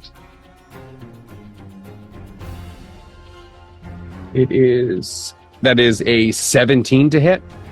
That misses. Jesus. Ooh. Oh, Okay, well, yeah. You just hear what would be like, so like through the fire. All Yeah, of a sudden, it there's hits. a It just force ballista. clangs off, and you can like see it ricochet. Yeah. Ooh. And that'll be my turn. All right, bottom of the round, the armor goes, and he's going to stomp his way towards you since you were the one who's hitting him, and is going to make 2 attacks. It is a 21 and a 12. 21 hits, 12 does. Okay. That's going to be 7 points of slashing damage, bludgeoning damage, as he actually has this kind of, I said before, sword, but it's more fun to imagine it's like a mallet that he has, and just like hits you, and you hear like reverberations in your metal body. How much was that? It was 7, yes. 7? Okay, cool. And you got a healing potion from chat earlier, by the way. Sweet. Let me add that to the sticky note, but okay. Cool. Very good. All right, top of the round, Sage. Cool. Okay. I would like to do an Arcana check to see if the blue glowing meteorite and the blue glowing armor are connected, if they have like the same magic. Yeah, go for it. See, Arcana. That's a 13. 13. They are connected. Absolutely. You can see faint traces of that same blue energy kind of coursing around the intricate kind of carved portions of that armor that you see in the meteorite. Yes. Okay. Is it weird I want to hit the rock? No, that's not weird at all. No, that's Sage calling out to her teammates. Just Shoot anything! The rock, the armor, anything. Go for Okay. it. people safe? Yeah, the people. Yeah, the have gone people. through The the fire. beginning of the round, they like they like just dash through, and you see like just steam, and you can hear them running on the other side. They made it Okay, safe. so Sage takes out from like one of the metal pauldrons. You see like this little like mechanism in her hand, and she like clicks a button, and it goes, and it turns into a javelin, and she's going to leap off of the wagon, and she's going to try and stab at the meteorite. So you're like 300 style, like jumping off of it and throwing it as you. Yeah. Okay, so I'm going to. That's rad. So absolutely, you can do that. Let's get a either athletics or acrobatics check, Okay. and then an attack roll. Oh, okay. Okay, so athletics, that is a 15. No problem. You're able to clear the fire with no damage. Great. Okay, and then attack roll. Yes. Okay, attack roll with, let's see. This will be a strength-based attack roll. Oh, okay. Yeah, javelins are thrown weapons, so you can use your strength. That's a 9. A 9 Doesn't to hit. hit the rock. Yeah. Yeah, I think it's going to go a little far, Okay. but you do land near it. Yes. Okay. Darn. Okay. I don't have any other attacks, unfortunately. I overshot it. Wait, what was that? Say it again. I overshot it. I tried too hard. I was too epic. The jump was sick, though. Yeah, you look over at Clunk and he's like, yeah. Okay, Mox, you're up. Absolutely. Can I see all 3 of them down from the top of the wagon? Yes, you can. Okay, all right. I'm seeing that they're doing exactly what they need to do. They're in danger from this armor. They're going after the asteroid or the meteor, and that's what I feel like we should be doing. I say to the armor, I don't know what you are, where you came from, or why you're here, but you put too many people in danger. And he begins to take his warhammer and smash it against his shield, and his voice begins to boom. His eyes begin to glow. He calls out, Baruch Kazad, Kazad I Manu, and blesses with the blessings of Moradin all 3 of you. And each of you is going to get an extra 1d4 to your attack, and an extra 1d4 to all saving throws. And with you as well, Tim. Excellent. I do not bless myself, to be fair, but yeah, I'll get all of you, and I'll start lobbing some healing next turn, probably. But that's it. Yeah. Alrighty, very good. Cole, Vaughn, you're up. Okay. All right. So okay. Oh, there's a rock that's very intimidating, and then there's the armor that's also trying to kill us. I don't don't know if the rock's intimidating. Well, That's personal speak choice, I yourself. think. But yeah, okay. That's very intimidating. It's fair, yeah. Space rock. Intimitus? You don't know where that's been. What germs Space. are on that? Well, Sage I'm should be going like, it is intimidating. She's hitting it. I'm going to come up behind the armor, which is engaged with Clunk right now, right? Correct. And that would feasibly give flanking and therefore advantage to both of us attacking it. Tabletop. Two individuals engaged in direct combat against a single enemy. Yes. I was looking up rules before this. I was like, is that how that works? You have advantage on the attack, yes. Okay, cool. I'm just remembering the high AC. And a D4. And a D4, and I have a luck point and a D6 of inspiration. I've been keeping track, and I'm going to come up behind it and try and. I have 2 attacks, but I would like to turn one into right before I hit, throwing one of the acid vials I have. Yeah, sure. I Yeah, picked you can up? split it up like that. Yeah. I wanna throw that and then immediately punch the area that splashes onto on the armor. Like Okay. that's what I'm trying to do here, to hopefully help. Yeah, along that. so that'll still be 2 attack rolls. Yes. What do I roll to hit with the? Same as your unarmed attack. Ooh, thank you. 20 to hit. Add advantage. Sorry. Yeah, 20. For the acid vial. Dirty 20? Yeah. Okay. That's going to be 2d4 for acid. 2d4. That is 6 damage. Okay. 6 acid damage, and then the regular punch, which I would like to also imbue with my hand of harm. Yeah. The hand of woe or something. It's the hand of harm. Oh, I'm excellent. harming. I'm overthinking it. Excellent. All right. Yes, and that is a 23 to hit. That does it, yes. Hoping this extra corrosive aspect of the double corrosion punches through the armor in some way. And that will be regular. Well, I guess it's regular attack plus. Sorry, I'm trying to scroll. Hand of harm, I think, does an extra monk Yeah, roll. extra. It's an extra 5. Or at least that roll is. Sorry. So that is a total of 14 damage on that Nice. single punch. I love monks. Very good. Plus the acid. Yeah, so it is bloodied for sure, and you can see the has acid blood. bubbling on the indented now back of his breastplate, and the kind of metal scapula piece on the back is like also dented in, so like one arm isn't really moving right as it's kind of crumpled in. Anything else, Cole, before we go to Clunk? That will be. That's everything I can do. That'll be Excellent. All right, Clunk, you're up. We can't hear you. You're muted. I was making sure I didn't talk over. Yeah, so I'm at this point, Clunk's just gonna beeline and like raise his pistol because he's like towering over him. Just raises his pistol, and I'm just gonna try and shoot him in the face. Love it. Make that attack roll.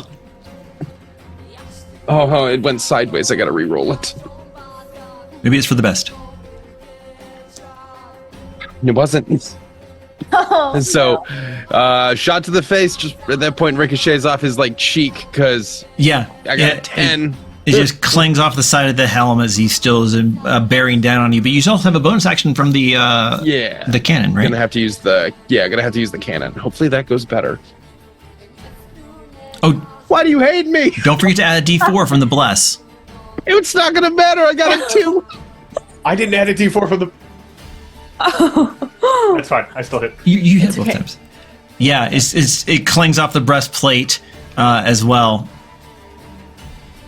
And the D4 wouldn't help with either of those attacks? No, I gotta literally. Okay. I rolled a 17 and it didn't hit. So the 2 and the 10 not gonna Yeah. matter. Clunk, it didn't help. For Vaughn, it didn't matter. Mox is sure the Blessing of Morden has been crucial in this battle, for sure. Oh. I have a luck point. Can I give it to him to reroll? You sure can. Reroll again. Reroll. Okay. Good Does use. he reroll at advantage again? No. Oh, No, wait, was I at advantage? Because I don't. Oh, I'm flanking. you are Oh. flanking. Okay, so the 10 and the 2 is your first attack. They both miss. Now, before you spend that luck point, make the bonus action. That's a very good catch. Thank you, Cole. The bonus action, and with the D4, that is a 21. That hits. So the with blessings the, of Moradin. Yes. Thank you. And remembering the flanking rules. Yes, yes. It is. Because I didn't know if that just applied to you. But, No, because you guys are. Okay. Yeah. So the first, that's 5, and then 2 plus 2 or plus 3, so that's 10 damage. 10 damage. You see, force. it hits him right in the abdomen, and you see some of that metal crumple down as well. So now you almost look like a crooked man who lived in a crooked house. His one shoulder is kind of crumpled in, the pelvis is crumpled on the other side. The helmet's a little askew, but there's no one inside. He's not looking great. Anything, Just like, whoever owns this armor, I am so sorry. but low key, kind of not at all. Yeah. All right, is that your turn? Yep, that's my turn. He's going to turn since he took the most damage from Vaughn, and he's going to make 2 hammer attacks. He's going to bring the hammer down. At disadvantage because I have a cloak of displacement. Ooh, very nice. Okay, the lowest one is a 16. Does not hit. Okay, second attack. The lowest one is a 15. Does not hit. My AC is 17. Very good. Nice. Yeah, you just kind of are like dodging like whack-a-mole style from the hammer, the very kind of herky-jerky, jittering hammer strikes as he misses. And he is between you two, and I don't think it's going to go anywhere. It's kind of fearless. So top of the round is Sage. Again, because she's second guessing herself. Do I still go after the rock? To kill the armor. I think the scientist wants the rock. It does seem like an evil rock. Yeah, but like I'm gonna never hear the end of it, man. I'm never gonna hear the end of it. They're gonna blame me, dude. You got quarterly review coming up. Oh, okay. If I bring that rock, I might get promoted. You don't understand. Okay. So she's Hey, going. maybe the damage was done in the fall. Who knows? I don't know, but she's going to go help her comrade. So she's going to take her short sword from her back and go after the armor. Let's see. So an attack roll. What is that? That's a 12 plus 6, 18. That hits. Yay! 18 is I know. I saw the D4. I was like, okay. So I'm going to make that a Upon thunderous you. smite Okay. to add an extra 2d6 to the damage. Mhm. Plus 5. Yeah, that's such good ASMR. Okay, let's see. So 8, 10, 15 damage. So Vaughn and Clunk, you see it like jerk and then explode in a shower of sparks and lightning. And as the smoke clears, you just see Sage behind it, like all of 3 foot tall. Just like, did I get it? I didn't go after the rock. Clunk's eyes are like little pinholes of purple. Just And we're Dude. out of initiative, and this is a good place for us to take our mid-show break. go. Okay. To plan and to think. So, guys, we're going to take like a 10-minute break.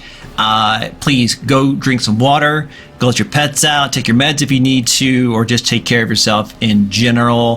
Feel free to hang out and chat and plot and plan, as I will do the same, and we'll see you guys in about 10 minutes. Isn't everything still on fire? Yes. Oh God. Now begins the final countdown of getting to the flames again. See you guys in 10. No. And welcome back to the Grey Watch. I hope you enjoyed the break. I know we did. We got rid of liquids, we added liquids, and we're ready to do this second half. Cole, what is going on? What are you doing? Those piercing Dude, green wait. eyes. I just look at you. So welcome back. Initiative is over, but 3 of the 4 members of the Grey Watch tonight are still in the Ring of Fire. So there's that. Everyone's gotten safe, and you've destroyed the animated armor. The glowy rock of space no is still there in the crater. Grey Watch, what would you like to do? What? Oh. Could you say all that again? I wasn't listening. Okay, no. I have another vial of acid. Can I throw it on the ground in front of me and see if that douses the fire? Oh my god. Oh, Sure. It's liquid. It's a liquid. And you said it was in one of the flammable things. Correct, but we're talking like a few ounces. Can I do some more Glass? bubbles? I just need to clear a doorway. more bubbles. Okay, you may absolutely do that. I'll tell you right now, that's not near enough liquid to create a door. Wait. You'll create most likely acidic fumes. Sage. What if we all, or at least all of us in there, take the meteor and push it so that it like the flame and makes a door for us, and we simultaneously bring the meteorite to the scientists. I like this idea. Can we push the Let's meteor? do it. Let's do a group athletics check to get it rolled up out of this crater it made. I love this. That's a 12. I am not strong. No, I can't help you guys. Wait. Oh, no! Does Bless help with ability checks? It does not. No saving throws and attack. Oh, rolls, save. and Guidance is the one I for think yeah. guidance is Wait, touch. I believe. I have Oh, use inspiration. Jason. You do have what inspiration. happened? I've never rolled a 0 before, but I did. It's a 1 minus 1, so I'm gonna use a luck. For me? Oh no. I'll get to that in a second, Cole. I know exactly what happens. How much? It's 1d6, right? For inspiration? Yes. You're gonna get crushed. 16. Very good. Sage. I got a 13. 13. I think that's enough to get it up out of the crater, even with Vaughn's 0 he added to that.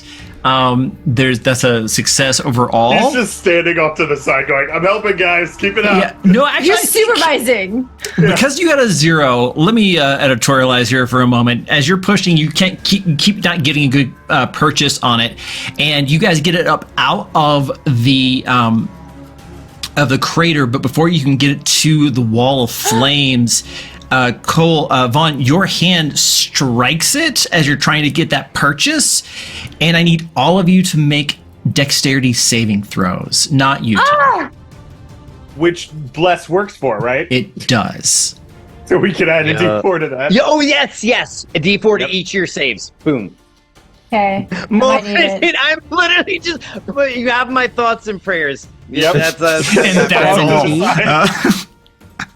Can I add a inspiration to that? Yeah. I had an inspiration. Yeah, any D20 roll you can add inspiration. I got a 13. 24. Okay, and Clank? 17. Okay, so all of you were pushed Sorry, 30. back.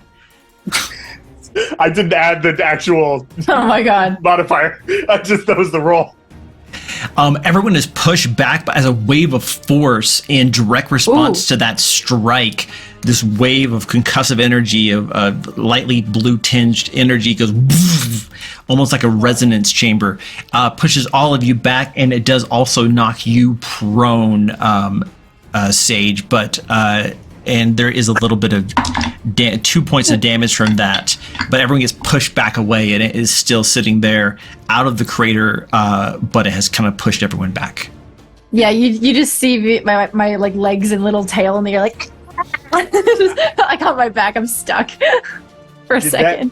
Did that concussive force move the meteorite as well a little bit? No, it originated from it, so it isn't moved by its own wave. Also, Death Ward to Clunk. The good thing I didn't hit it before. I was waiting for that javelin to hit.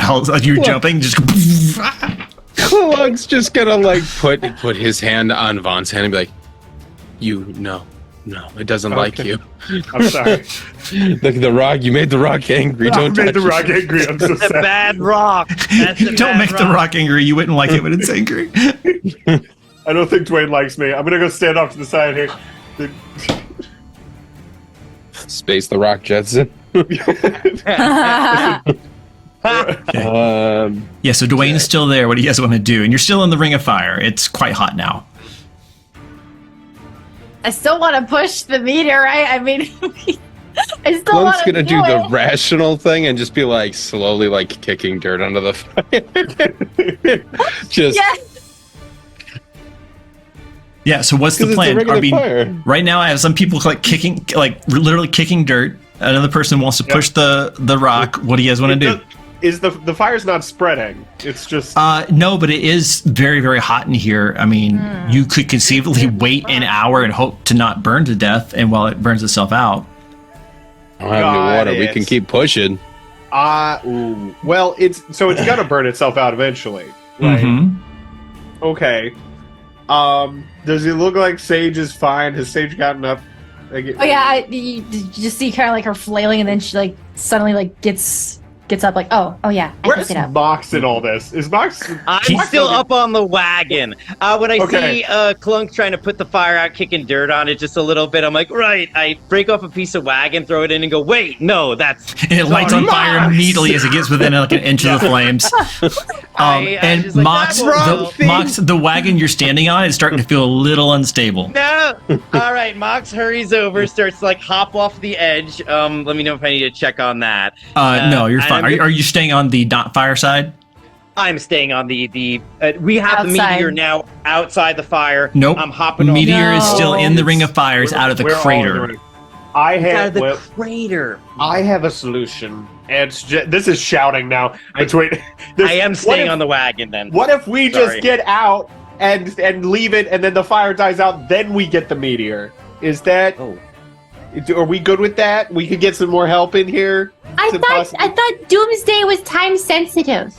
Wait, it's the meteor doomsday. I think we killed the immediate danger. It Gotta seems be kind of related, doomsday-esque. A doomsday, yes. Also, do we want to put the thing that animated armor into a unknown element? Because that seems Well- kind of risky.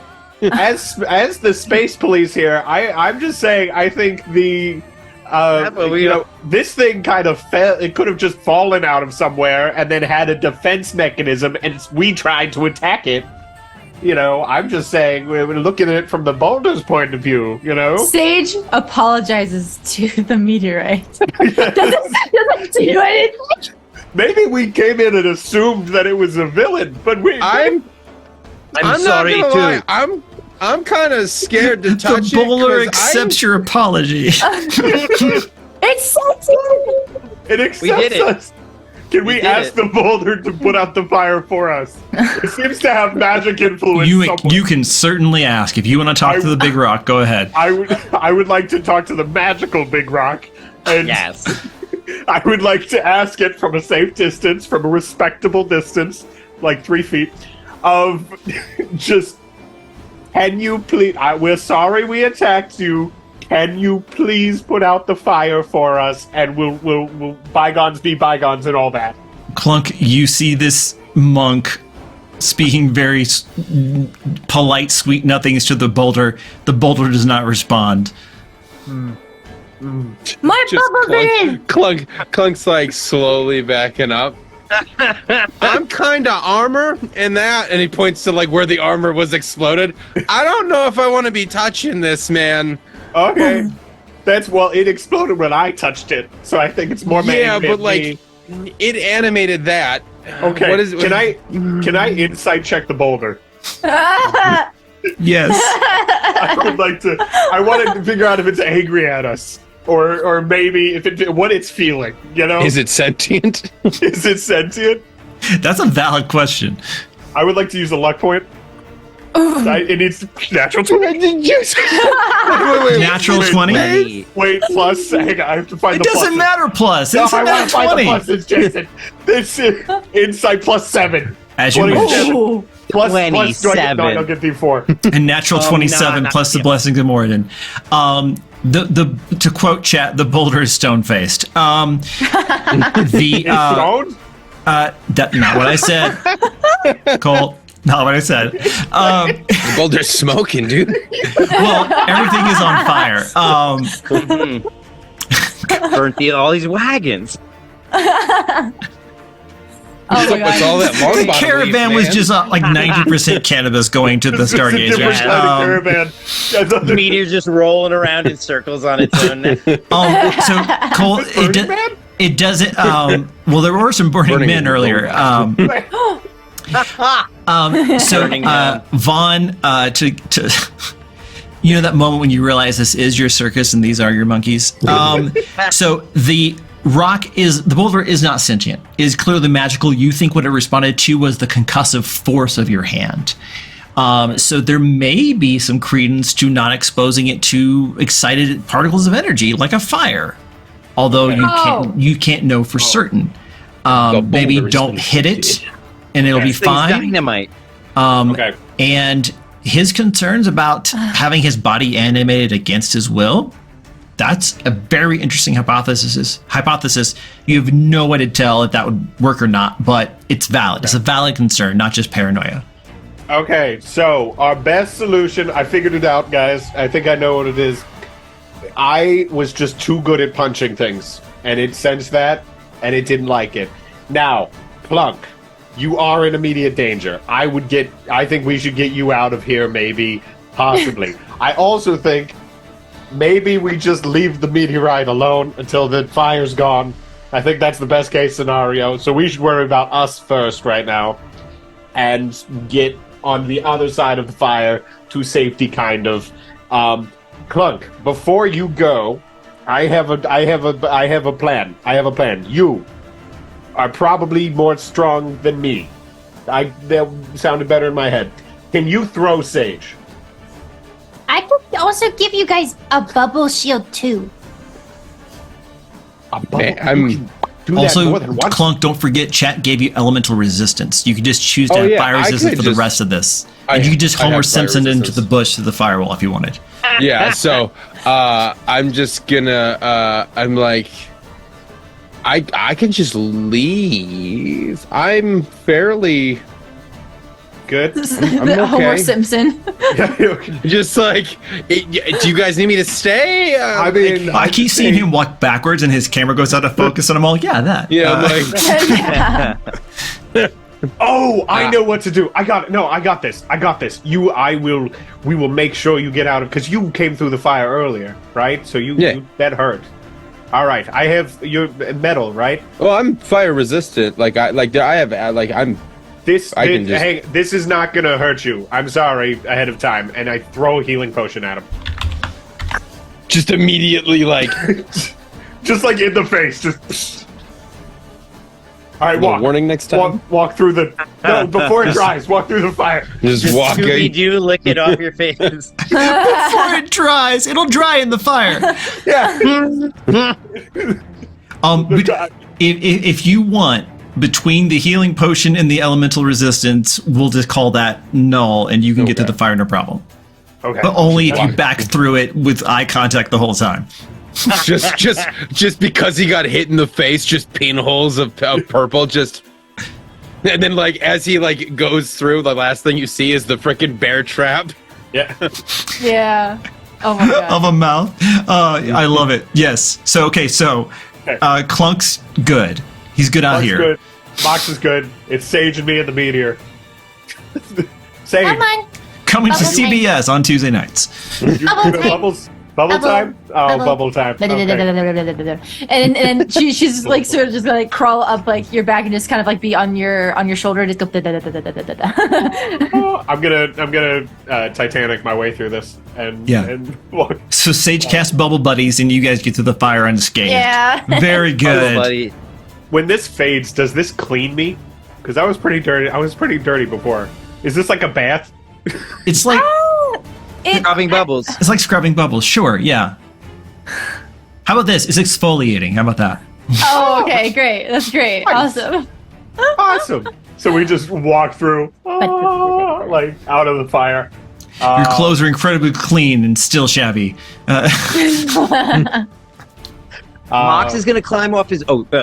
I'm going to climb off my wagon, but I would like to just real quick. Can I make a dwarven stone cutting check on this thing to see if I know anything about it? I would love for you to do that. Yes. Ooh. So it's a history check, and I get my proficiency bonus again. So it Because should be in a +6. all my years of D&D, no one has ever said the words, "Can I make a dwarven a stone no proficiency one roll?" ever uses it. No. And then there's usually never good information anyway, so I figured I'd just double check.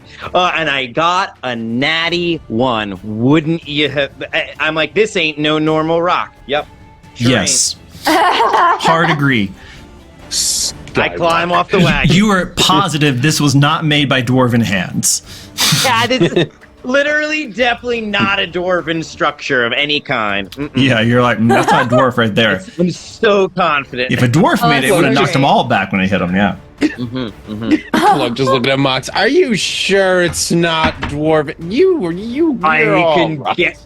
I can guarantee it, virtually guarantee. I'd say 95% sure, and Mox isn't really sure that it's not dwarven, but Plunk just takes his word for it. It's just like, your word's as good as gold. I think now that everyone's out of the fire and the flames, people in the observatory are helping those who were injured or singed by the fire. A perimeter is created, and after an hour or so, the fire does die down kind of naturally, and amongst the smoking wreckage of what was once the circled up supply caravan, which some people are grumbling and complaining that about half of their supplies up on this mountaintop now have been destroyed. They're kind of sitting alone, monolithic almost, is the meteorite, glowing red hot with clear, obvious veins and streaks of blue glowing energy in it. It seems to have glowing a little bit brighter than before. Absorb energy? This, like, absorb and dispense? Yeah, you think maybe it has absorbed some of that heat or fire energy, yeah. Not a wizard. I don't do wizard things. Yeah. Can I do like an Arcana check to see? I would love for you to do that, yeah. Yeah, and there's already a crew getting ready to very carefully bring it inside and to study it. That is a 23. Excellent. What would you like to know? Is it? Because you said it absorbed the energy and it's glowing brighter. Yes. Is it pulsing in any kind of fashion? It's not pulsing. It's not giving off "I'm going to explode" vibes. It seems to be able to absorb and amplify energy that it comes in contact with. So this, based on the single strike from Vaughn that knocked all three of you back and some of you down, it absorbed also not just kinetic energy but this heat energy as well. Okay, so it's absorbing the energy, but it's not dissipating the energy. It just keeps collecting. Correct. Although it can discharge. You've seen that firsthand. Yeah. Okay. It fell from space. Yes. That's a lot Are of you- energy. Yes. Right? Is this one of the? And he points up at the sky. South Star? Yeah, Gazer Marshall is like, that actually is a really good theory, which is why we're going to study it. Yeah, he's just right behind you. Yes, Sage. He sneaks up on people all the time, like a moth. Yes, Sage. I have two things. Go ahead. One, I'm gonna like kind of like pull Clunk aside, and be like, Didn't we just research that there's like an enzyme or catalyst that's gonna cause the end of the world? What if it's this? I know, but I don't see. Math's weird because, like, I don't know if this Okay, is like if we touch it Hard and agree. it causes it, or if we don't What? touch it and it. here's my solution. By the way, you Don't guys smack can it. quote that. Math is weird. yeah, absolutely. Okay, so wait, how big is this? How big is this? The meteorite? 5 feet across. Okay, we just need a giant door, and we'll just take it to the hall. No one here who could use it for malicious intent will cause the end of the world. And if the catalyst for the end of the world is not here anymore, then save the day. Done. Okay. What? Clank, you have no idea what she's talking about. Oh, What hall? A Like door? a mead hall? Like a Because they're the watchers, the gazers are about to take it in through a door into the hallway. So yeah but Do I hear this? the conversation, yeah, I assume your eyes are all right there. Can I just walk over to the door they're about to take it through, and right before they start going, can I just tap it with the badge? Did I just Yeah. break your game? I'm Yeah, sorry. no, you absolutely can. Yeah. So you're like, whoa, hold on a second. You just close the door, tap. Just Yep, I go. remember, these are 10-foot wide, 30-foot tall doors, and it's like the end of Blinding Blade white Runner. It's full of stars. It's just full of white light, and they're all. And then you're like, all right, bring it through. Yep. Okay, so I need you to do a persuasion check because of the buck wild thing you just did to convince this team of people to push this rock of unknown origin into a door of unknown destination. Because math is weird. Persuasion. Yeah, I'm. it is. I am immediately going to use knowledge from past life with this one as well. Mm-hmm. As he's getting ready to speak, can Mox come up and tap him on the back and give him guidance? Absolutely. Amazing. What does that do again? Extra 1d4. 1d4. Okay. The persuasion, which I have proficiency in. 4, 5. Okay. Well, it's high. 9 to 23, 22. 22? Wait, 22 plus 4, which is 26. Very good. Persuasion. The whole group kind of like looks over to Gazer Marshall, and he's like, he looks at Mox, and he's like, should. I've got my hood up. Just off to the side. No, he's looking for you like, is this okay? Like, you seem to know what's going on. Like, Mox, is this okay? It's all right. Yeah, because I think Marshall knows you as a dwarf in which there is no guile. He's like, push it through. And they roll the stone, and as it touches the doorway, the light goes out. It flashes, it glows brightly for a moment, and the observatory now sits on the other side of the door, and the rock sits at the doorway. Oh, right, because it absorbs all So magic. it just turned in off the the door. door again. Oh my and it god. absorbed the magic from the door. An interdimensional door. Vaughn, your badge is black and white. Ah! They told me not to break this. Ah! Episode 1, we said, don't break it. It was the first thing the flumping flump said to you. Don't break it. Don't lose it. What? Oh my We gosh. still have another one. We're fine. Yeah, they're like in a chest, like at the dentist, back at the base. Okay. You only have All one right. more. You only have one more of those to get home.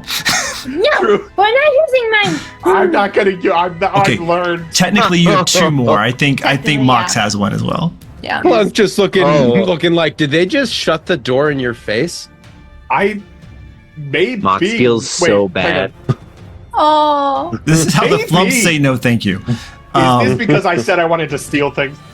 No, Is this considered? Am I stealing the meteorite right now? Is that I what think they're you're. I doing? think you're liberated. I think there's one of 2 options, possibly Liberated. both. Either one, it absorbed the transdimensional energy and shut the door down, or 2, the flumps are like, "Hey, Vaughn, that thing explodes. No weapons of mass destruction in the hall. Thank you so much. It was in the handbook that you used for kindling. I'll accept either answer. I'm not picky." I think it's funny that Vaughn's getting the backlash of my idea.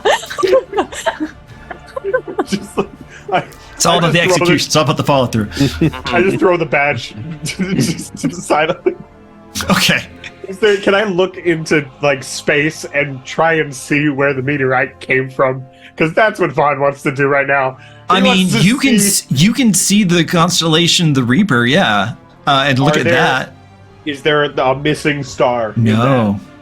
No? Is there any other shooting stars in the sky? No, there's like a meteor shower or anything. The night sky looks normal as the crew continues to push it into the hallway. We Yes, look safe Sage. Aside. Did the fire singe into a pattern or sigil? No, it didn't. But I mean, you guys could always inspect the crater if you wanted to. I don't know what you're looking for, but that's an option. Okay. Yeah, it's not like didn't make it like a magic rune circle in its wake from the fire or anything. No. No, that's You'll great. That's never a know. great question and a cool visual. Yeah. Okay.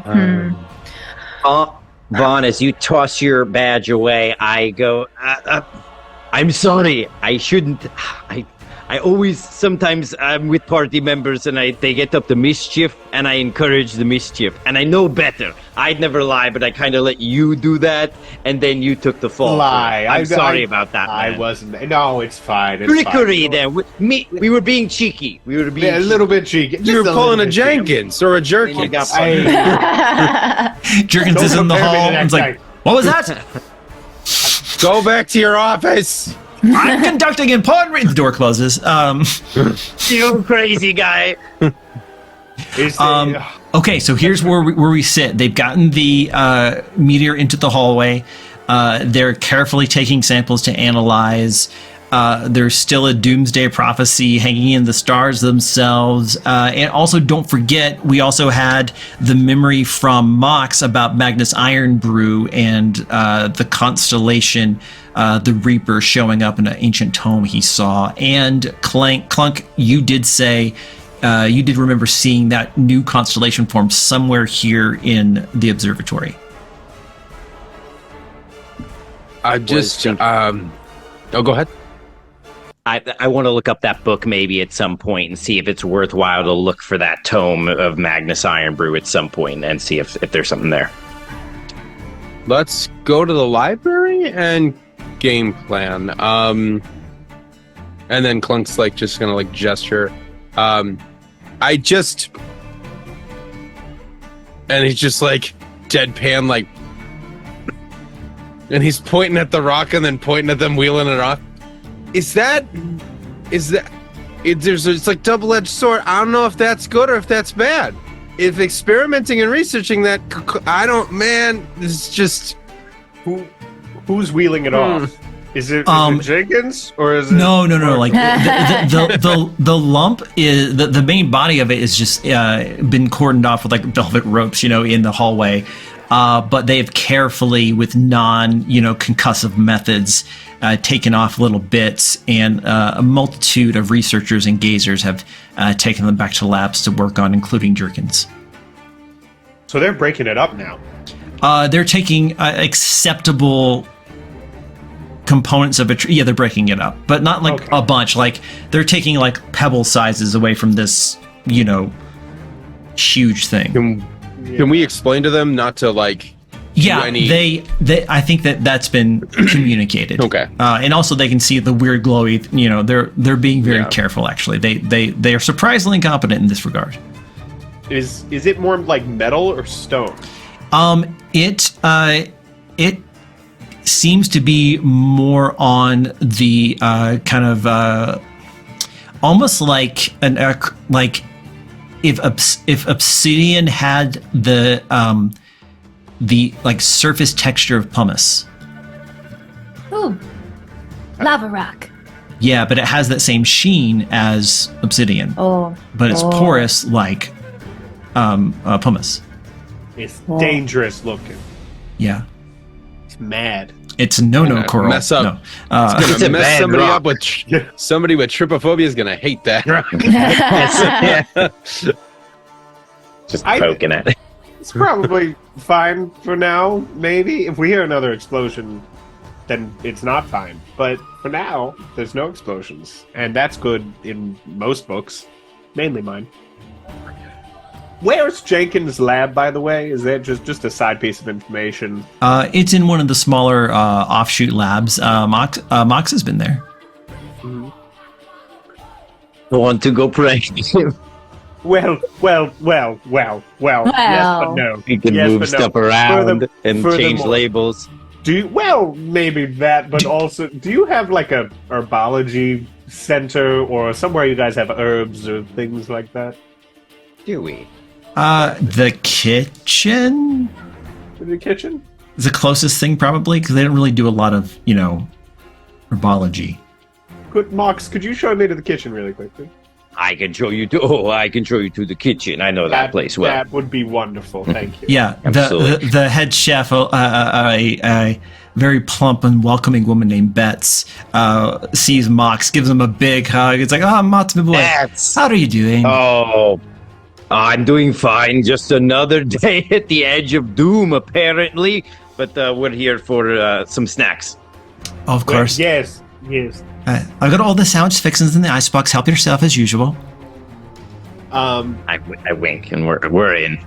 All right. Can I? Okay, so I want to be like grabbing like little snacks and things, but also little stealthily, not from Mox, but from the main chef. Look for herbs in that I can concoct into some sort of sleeping potion. Or I'm going to need a sleep is- medicine or a nature check. I have proficiency in medicine and a specific thing that And- I found. I think we're also going to have to do disadvantage because this is not stocked for this, but it is possible. I have Sleepy time some tea. mercy. Yeah, this you're is like, just I an want extra- I want You're talking space about- chamomile. Yeah, so you're Exactly. talking about a group of scientists that probably suffer from insomnia. Mhm. And am I still under the effects of guidance? Is that still in effect? I don't know how long it's been. It's I been would an give you hour. another guidance on the way in. Yeah, Yeah. I would hit you with another guidance as we're hitting it. You got an extra D4 on that, Okay. but it You only said works for medicine? the next. Yeah, actually, I think you get to pick whether to use it or not just before you roll, and then you can just hold on to it as long as you want for like a minute. Gotcha. I'm definitely going to use it. Okay, 1 plus 16 plus 7. Disadvantage? Oh, a disadvantage? Yeah. Mm. Oh no. This is not stocked for this purpose. 10 plus 3 plus 7. Third is 20. Dirty 20. Yeah, you're able to find is mostly made of chamomile, and what is that stupid stuff Gnome called? quill? Gnome quill, yeah. It's a dash of chamomile, something called gnome's bane, as well as fennel and just a hint of saffron, but that's like more for flavor. And you're pretty sure this will put out somebody to a nice natural sleep, especially a gnome, of which he is. Awesome. I'm gonna take that. And just while I'm doing that, I'm also going to make 2 other drinks, just normal drinks, just like kind of regular tea, just mint tea. Let's brighten things up. And I'm gonna hand one to Mox. I'm gonna take my little plate with little snacks and the 2 teas, the mint and the sleepy one, and I'm gonna be like, "Now, Mox, where's Jenkins' lab?" Oh, this way. Okay. I will lead him straight to Jenkins' lab. All right. Question for the not mischievous oriented part of the party. Are you guys going with? Are you headed to the library or the lab or what? Mike and Sage, to mix metaphors completely. Yeah, it's like Clunk just looks at Sage. Well, what do you want to do? I'm lost too. I want to know. I'm still perplexed as to where your stuff went, because there has to be some significance as to why some things were taken and replaced with broken things. And I wonder if the broken things were broken because they were misused, and maybe the meteorite is the final piece. Ooh. You're I just very don't- smart. I just gotta figure out. I'm very curious where that stash is, because we came into the lab and you said you have room B in a pile, and I believe you. I believe your organizational methods. Yeah, don't let her lie to you. You She has shouldn't. she has a hep and an intellect. She is smart. Oh, yeah. I Um, show like the little helm of intellect. This is the only thing that makes me think. Take it off. I go. This is literally your thinking cap. Oh. Okay. No. Oh gosh. I mean, we could go poke around some areas that I probably shouldn't go. Okay. Wait, where's the meteorite going? It's staying in the hall. Apparently, it's kind of going everywhere. Yeah, smaller Oh, okay, pieces okay, are going okay. off to various public and private labs, and the 99% that remains behind is just in the hall, cordoned up behind velvet ropes, like it's a museum piece. Can we go? Like, is there anywhere that is like restricted that I would not have access to? There are there's certain labs that are private, and they're clearly marked as such because either they want privacy or focus, or the experiments or projects are sensitive. They want people mucking with them. And there's also places that aren't restricted. There's just no reason to go there. There are some like catacombs and like basements and sublevels and that kind of stuff from the time before, when this place was a monastery, before it was a house of arcane science. But you can go there as well, and there's also still the library. Give me an intelligence-based check. Give me an Arcana check there, Clunk. That is a 22. It occurs to you, you could also put together all of the broken pieces to maybe gain a clue as to what they're doing. Wait. What? I apologize. What's your name again? It's been a crazy day. I'm Sage Burner. Hi, I'm Clunk, and I like reach out, like I hold out a finger. Like my little hands like grasp like the finger and just go. I got an idea. Thingy. It might work, it might not, but we're two science minds. I have a 17 intellect too, so like we're good on intelligence. We're gonna try and reverse engineer all of the broken pieces in my office. And Clunk, you know why? Because you don't throw away anything. I don't. I'm a hoarder. They're like, "Hey, get rid of this." Okay, and I don't. I just don't do that. Okay, that's a start. And then if there's any, that we could also stake out my office in case somebody tries to steal anything that's in there too. Yeah. Because stuff's been going missing. So, Oh. Will I sneak in there? See if anyone's in there? well, it's my office. I don't need to sneak in there.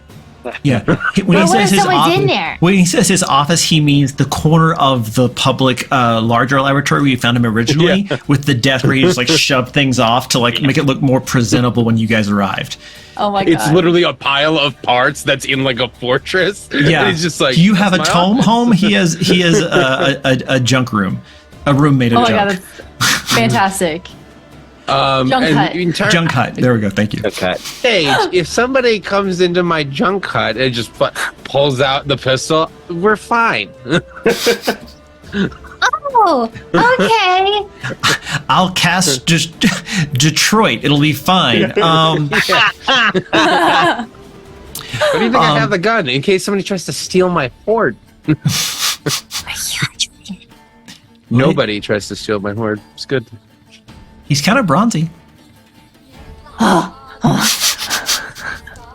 So Don't take the dragon's sword. We Okay. live in a world where there's just nothing but tech parts, and he's completely made of what is in theory tech. So he sleeps with a gun under his pillow.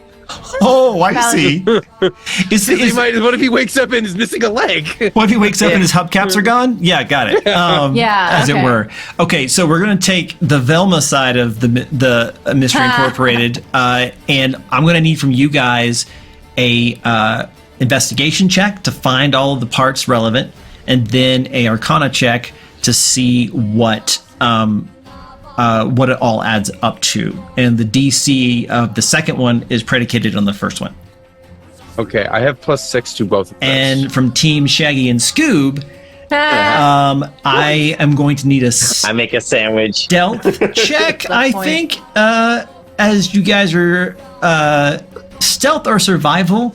to like get the approach right? Like, are you leaving it for him? Are you trying to like, like, here, we brought you a drink, Hoping he's in there. Okay. And not, it's not stealthy. It's a very like, oh hey, how you doing? Like, Let's say deception check. okay. I'm hitting him with guidance and again letting him take the lead. I am well aware Mox just said he was going to stop. Mox, in this doing context, is it one of those like sports, like pat on the butts, like good game, go get him? It's always a reach for the shoulder, but I never quite make it. It's always middle back kind of a pat right up. It's literally like an up and against like pat. And I'm just you get a high five to the small of your back.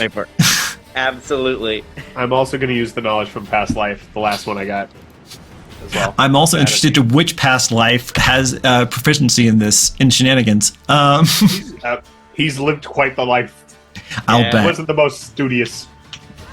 Well, it depends on the subject. True. Do you want it now or later? Give it to me now. It was deception. Yes. Well, it's a 22 before deception. 26.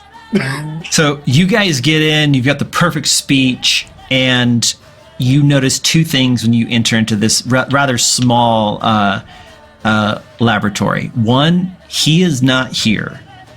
Two, neither is his sample of the meteorite. Oh, I got bad vibes from him to begin with. I knew he was up to something. Oh, I wrote it down. I was like, check that Jenkins guy out. Wait, Jenkins is good though. Oh. What? This is And crazy.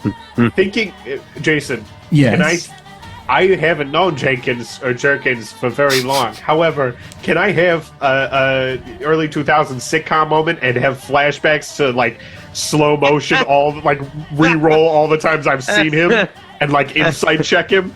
Like, did I miss something? Sure. This will also serve as the montage of you explaining to Mox why he's a bad guy and watching a little piece of his innocence die. While you're rolling that, let's go back to the Velma side. How was the what did I say? Investigation? Investigation and or Arcana. Okay, give me the investigation Or no, check first. It was Arcana first, and then investigation. No, investigation to find the parts, and once you have what you have, how hard is the Arcana to figure out what's going on here? Okay. First roll, 13. Okay, so you're able to find most of the parts, I think. I got a 23 on investigation. Excellent. So you found all of the parts. Cool. Because like you were My saying at the little- beginning, you knew which pile they were in. And Sage is just trying to like mimic the parts you find, and obviously they're not it, but she thinks she's helping. Very good. And then the Arcana check. I got 11. 18 on that one. Let's go. I don't know how these pieces fit together, but once he puts them together, I think I'm like, oh, I get it. Yeah, like you see like where things like, well, this can't go with this, but this can go with this. So that's logical. And like you guys are working on it for probably good, maybe 20, 30 minutes. And as you step back, it's in the vague shape of a humanoid, Oh no. but the head is missing. Oh Father? People just want to raise a family, you know? no. Oh no. You think someone, Clunk, you have a sinking feeling someone might be trying to recreate the experiment that created you.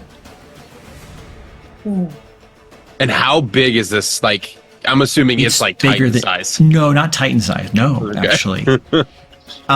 With the 18 of all this, I'll give you guys this. It seems to be standard human size. Okay. Not Dwayne Johnson, but not Kevin Hart, like somewhere in the middle. Okay. And you're looking at the parts involved. They're not hard to find. If someone figures this out, they could make lots of these. Like an army. an arcane army. What? You could say that they're warforged. They'll be no. Oh, If my someone's God. if someone's gonna add this meteorite, it's worse. They're star forged. Oh god. Okay. Thank you. I'm also proud of that line. Okay. Yes. Yes. I'm like, oh no. We could. Okay. Well, Clunk immediately clean swipes all the parts. As if that will make it not true, I know. and just But, like, panic. Yeah, just It's not a part of Nobody can see history. It's erased. if we do. This place. Where's the head? Where's the head? I don't. But is the meteor the head? Is that the heart? I don't know. We need to go find Mox. Max! Going back to Mox and to Vaughn. I'm hearing through the force, like Yeah. people calling it. One moment. Give me the insight check, Cole. 21 21 plus 7, baby. plus 7, baby. Okay, so 28. Thanks for bearing in the lead. Well, no, it was 21. Oh, okay. After. Okay, I thought you were Yeah, just just- like, oh yeah. How would you get a 21 before the bonus? Okay. Mox does not give guidance on this. I don't want to Yeah, know. no, you're good. yeah. That's so good. If I was giving you advantage in this, I would give you inspiration in this. That's great. I won't give him the guidance. I'm like not covering my ears, but I'm not going to help. Tim, just for a second, what good role play? You don't give him guidance because you don't want to know the terrible truth about Jerkins. That's amazing. I love that. Jerkins is good. Jerkins Um, is good. Meanwhile, the narrator, he's super not. He wasn't. He definitely wasn't. Yeah, you catch back in the back of your mind, Vaughn, all the times where he was a jerk, and increasingly you're remembering where while he's yelling at Clunk, he's really staring at him like a lot, like he's sizing him up. Oh. Oh. I knew it. I knew he was evil. Probably. But he's not good. Yeah, and so what do you guys do after you kind of like share the terrible truth about Jerkins, who does not have his own lotion company? He couldn't have been trying. He was looking at Clunk to build more of him. He wasn't good. I can tell you that much. He's Oh, right. probably. We don't know. I forgot what we don't know yet. We can put the two together. Yeah. We can join you guys up. You guys can hear Sage in the hallway like, guys. He could be trying to make Star Forge trademark.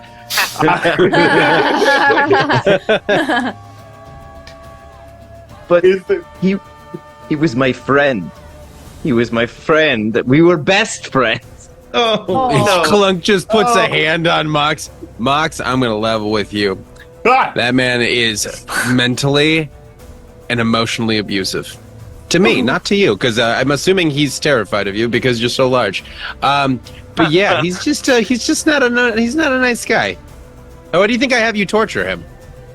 And that, yeah, like at that point, he unveiled. Wait, what? That, yeah, that's why he doesn't like you, because he treats me poorly, and you treat me good. So, by association, if I do it, I get fired.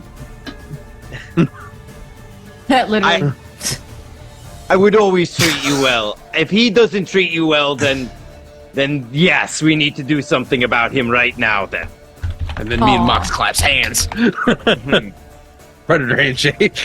just looking around, because we're still in his laboratory, right? Yeah.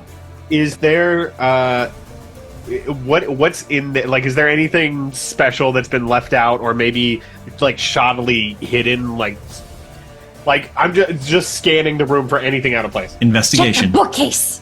Check the bookcase. Bookcase. The bookcase. Secret door. I checked the bookcase first. Investigation for the 15. 15. There's a draft. Is the bookcase? There are no bookcases, Oh. Okay. Damn. but you can tell that this is of the older construction of the monastery, and perhaps it's connected somehow to some of the older parts.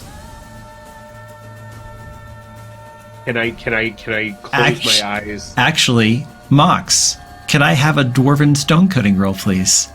Absolutely. I'll give my. I guess I don't know I'm doing it, so I wouldn't give myself guidance just yet.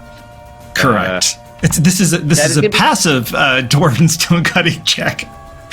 So here's the thing. I got a 19. I'm going to use the bardic inspiration that From the chat. audience gave. Yes. Yay. Thank you, It's chat. going to make it a 21. Thank you, chat.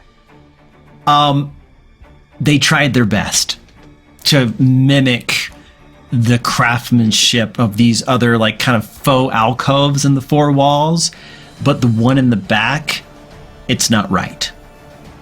And as you go to kind of like check the kind of surface of it, your hand just and it's an illusion, and you're like, Ooh. What? and if you walk, like put your head through it, you can see that this is a longer hallway that goes to an unused and forgotten section of the monastery. Sage is her mind's being blown that I just see Mox's face just go into the wall. Oh no, it's cool. And I just jump through and then jump back out. It's an illusion. I want to try now. It's pretty cool. Yeah, and once you realize it's an illusion, you can see through it, but other people can't until they realize. So you can see like the kind of like opacity change. Yes, Mike.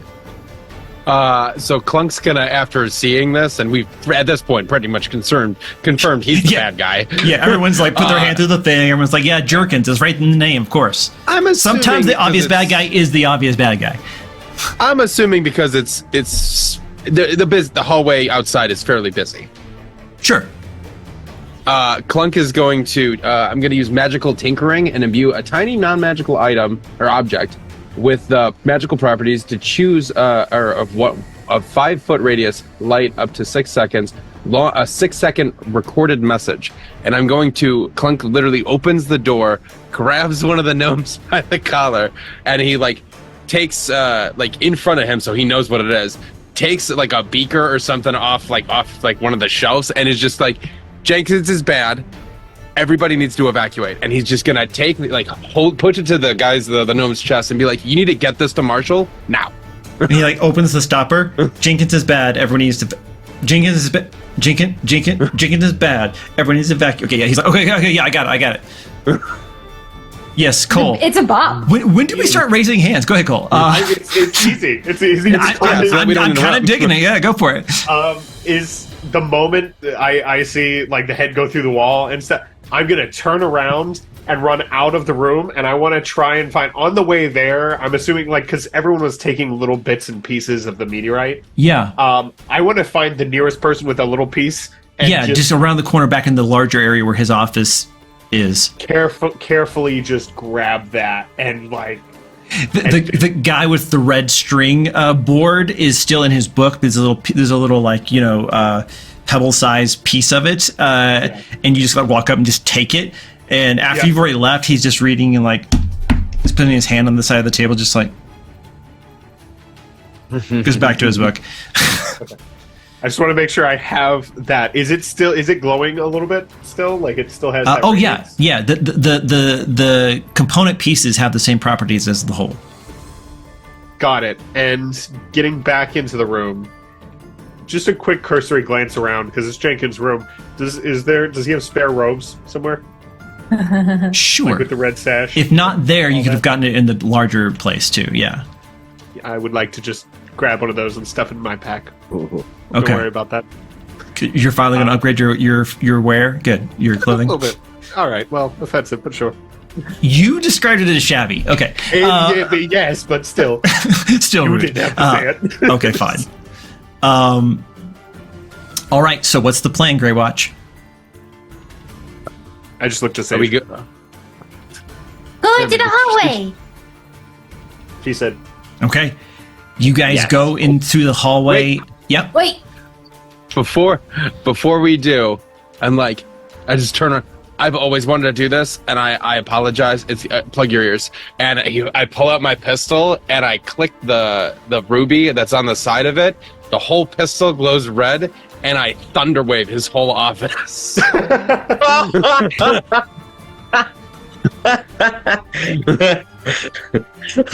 You know what? Screw it. You have inspiration. You have a luck point. That was rad.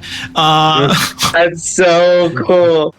Yeah. Just somewhere from deep inside his metallic body, you heard the largest just sigh of contentment. Like the most real, like if robots have souls, it's his soul that made this noise. Because nothing is cathartic like petty revenge.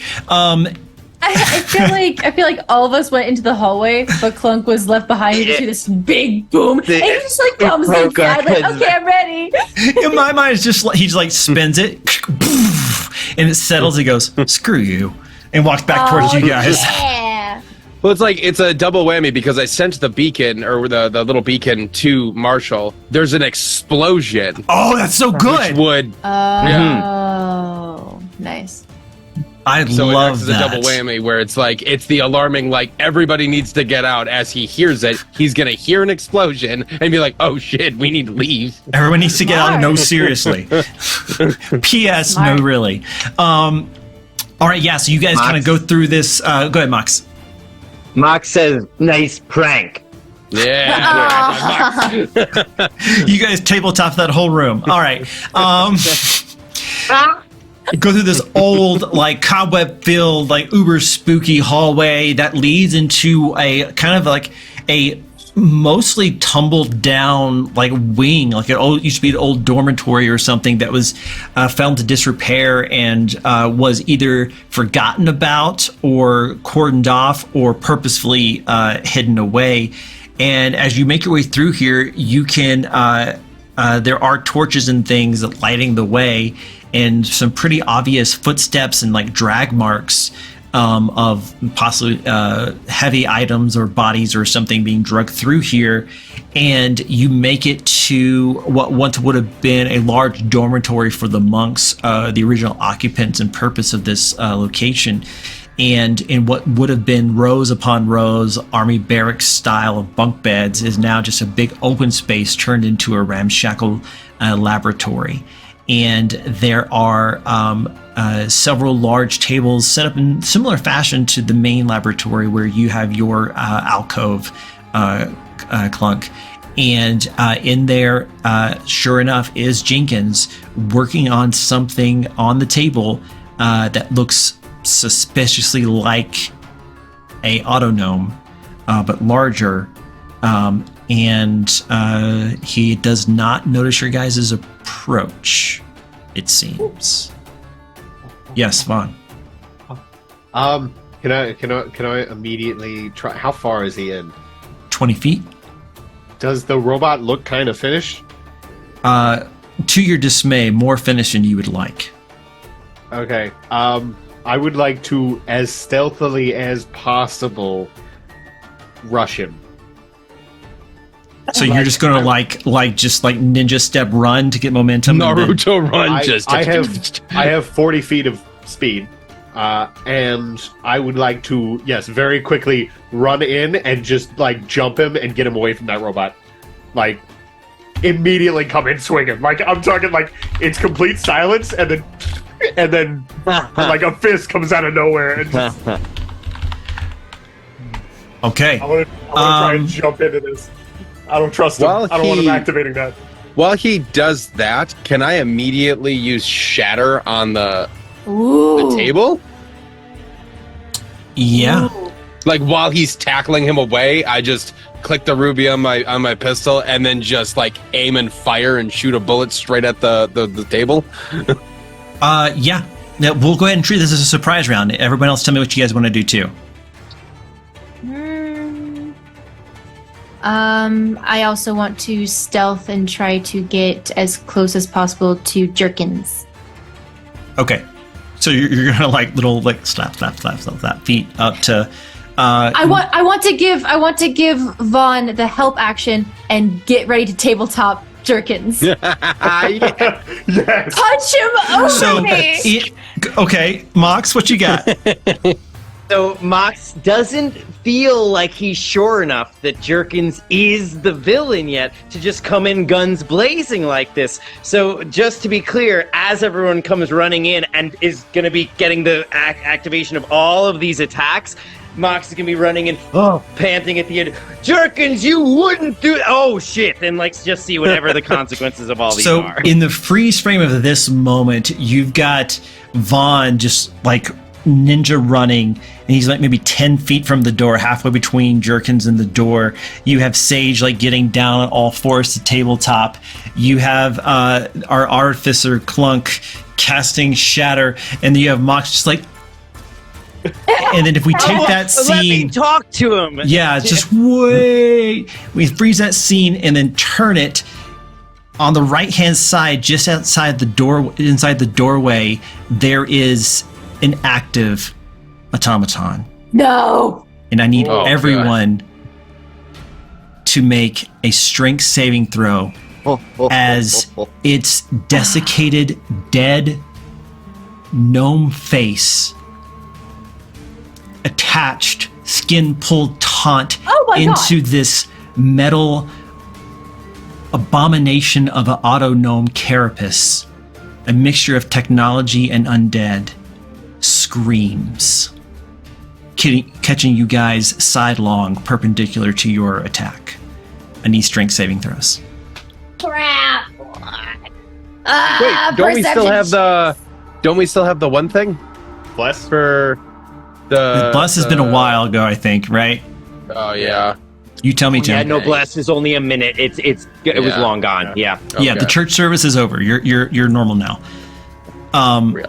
Okay. And by the way, he could hear the thunder wave too. Oh, That's why he was ready right. for you. Although I love that moment. Don't ever change. It had to be done. He was a dick. It had to be done. Had yeah. to be done.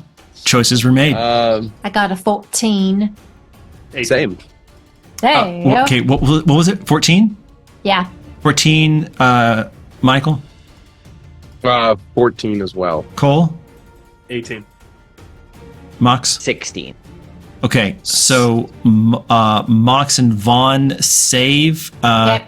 So Shaggy and Scoop save. Velma and the other one, Fred, don't. So I need Jackie and Michael. You are going to be knocked prone. So flat on your butt, though that's a short distance for you since you were Sage, since you were already getting ready to tabletop. I'm against squabbling. And you're going to take 11 points of thunder damage both.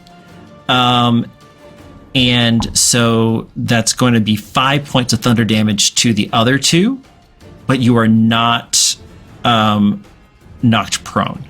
Oh, butts. So you are like kind of like shifted, Vaughn, as you go, but you can catch your feet as soon as they're close enough to the ground to continue your attack. So we'll resolve that now. Now. Oh, it's my turn? Yes. So so you guys had the surprise, but there was another creature there that also had surprise. So basically, double surprise. So the result is that Vaughn, you were momentarily damaged, but you could still keep going. It doesn't really change anything for you, Mox. Sage, you no longer are setting up tabletop, and If anything, Clunk, he'll fall on top of me. yeah, or trip. And Clunk, you're no longer getting ready to cast Shatter.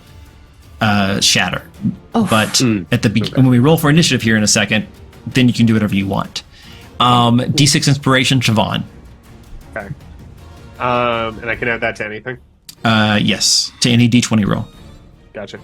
All right, so while I'm just coming in, guns blazing with Jerkins here, and I'm going to throw 2 punches and flurry of blows as well. Let's So go. add another Nice. 2, Oh. and then that's going to be. Can I use Hand of Harm twice in one turn? No. I don't know. Okay, so one of those is going to be Hand of Harm. Yeah. Okay. Shot. Let me add all that up really quick. Oh, wait, I have to roll the hit first. Yes, you do. Ooh. I do. Okay. I'm not using online dice again. The first one was 14 to hit. That does not hit. Does a 16 hit? It does. Okay. Does a... Well, I'm assuming... Okay. 21 hits. So 2. And final one is 18. So Okay. 3 hits? Correct? Yes. Okay.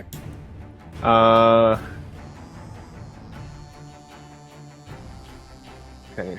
1, 2, 10, 19, and hand of harm is okay. So 19 damage and 5 necrotic.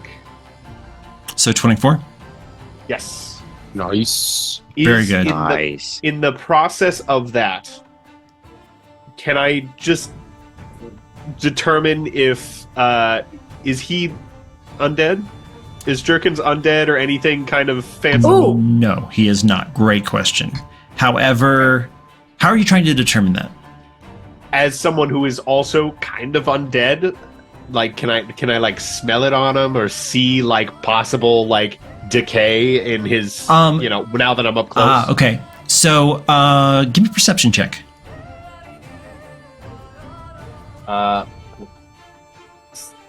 7 plus 4, 11.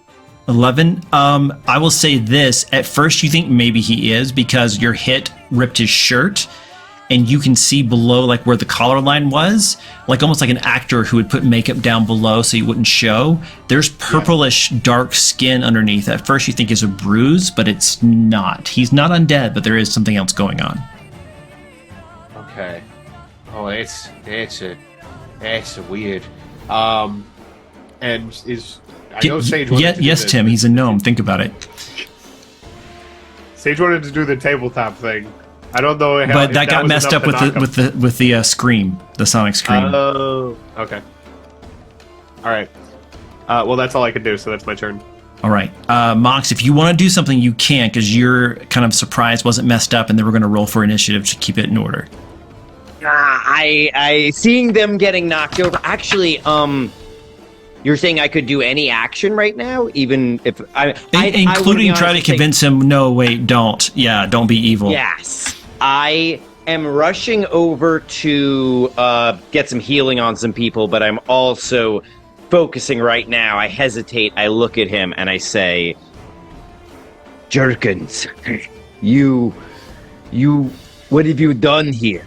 What is going on?" And he's like getting punched at right now as I'm trying to convince him. This isn't what you want to do. We're friends. You what? You always loved my pranks, didn't you? Didn't you? Or was even that not true?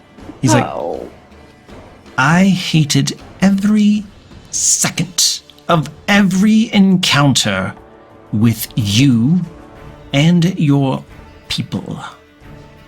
I'm simply fulfilling a contract. Now, roll for initiative. I prepare to sacred flame him, but I will get some healing first. All I right. say, well, then I feel embarrassed. I respect. As a free action. Okay, 20 or above. Oh. Mike's like, against all odds. Okay. 21. I actually did good. Nice. Yay. Metro Mike 21. Huzzah. All right, go. 15 or above. I got a 17. 17. Okay, great. 17 for Sage. Jerkins got a 15. Anyone beat that? Okay. Cole, what'd you get? 6. Got a 6. You said 6. That's not what I heard. And Tim, what'd you get? 14. 14. Right after Jerkins. All right. Poetic. Oh, Mox, did you actually send the heals off? Because I'm rocking half health. I think I spent it trying to do talking. No, you can still instead. heal. I don't think that was. It was never going to work, so I'm not going to make you use your action for that. Go. You can give Clunk some healing. Okay, I did roll to see if I would get so angry at what Jerkin said that I just Sacred Flame him instead, and I did not. I keep my head about me. I run over and I say to Clunk, "Don't listen to him." As I, how hurt do you look? Think like the bear trap is like one of the bolts is like hanging off, and like my mouth's like half unhinged, and like it looks like I have a dislocated shoulder would be the closest thing, where my arm's just hanging. So biological entities are bloodied. Mechanical entities are malfunctioning, or what did you say? Unhinged. Yeah, unhinged. Unhinged. I like that. My bolts are like slowly like they're like coming apart, kind of like stuff hanging off a car. Clunk, you also got a healing potion earlier you have not used from chat. I do. I'm going to drop a second level Cure Wounds on Clunk then. 2d8 plus 7 is what you're going to get. Dang. I hope that is going to be a... Fingers crossed. 6 plus 7, 13 back. 13 brings me up to 36, and I still have that healing potion, so thank you so much. Okay, cool. Absolutely. I can get you more healing next turn. Very good. All right, top of the round. Metro Mike, then Sage, and then the bad guys go one after the other. Then Mox, then Vaughn. So Clunk, you're up. All right, so Clunk just almost just hanging sideways almost with the way he's damaged, like gets like the gentle healing from Mox, and it's like all of a sudden you just see like nuts and bolts like slowly realigning him, and then he's like, oh, thank you, and then turns and sees the thing that screams, no. No to that, and no. And then like immediately after just being fixed, like you see him rip like the little piece of his metal off, and then puts down a freaking in this case he is putting down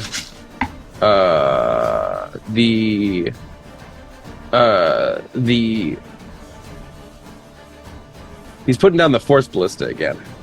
All right. And I will immediately, because that's a bonus action to do that. So I'm immediately like, you just see him put down the Force Ballista. And how big is this room, you said? It's pretty big. It's a dormitory. So it's maybe 30 across, 50 wide, 50 long. And how far is the abomination between me and like it? The Starforge Screamer is about 15 feet from you. Okay. And he's like embedded into the wall, right? No, he has a metal body like you, but the undead head attached to it, an unholy marriage. And Clunk, you recognize this is one of the burned corpses from the fire outside. Clunk's just gonna like hold his, almost like Boondock Saints style, hold his pistol up and just be like, I am so sorry. And then just he's gonna click the ruby, and I am second level thunder waving the entirety of it, because I'm assuming nobody's over there. Correct. Yeah, he's by himself. Yeah. So he has to make a con save. Okay, I'd be happy to. 3. 3, he fails. He's going to take 3d8 of thunder damage. I didn't mean to click that. Whoops.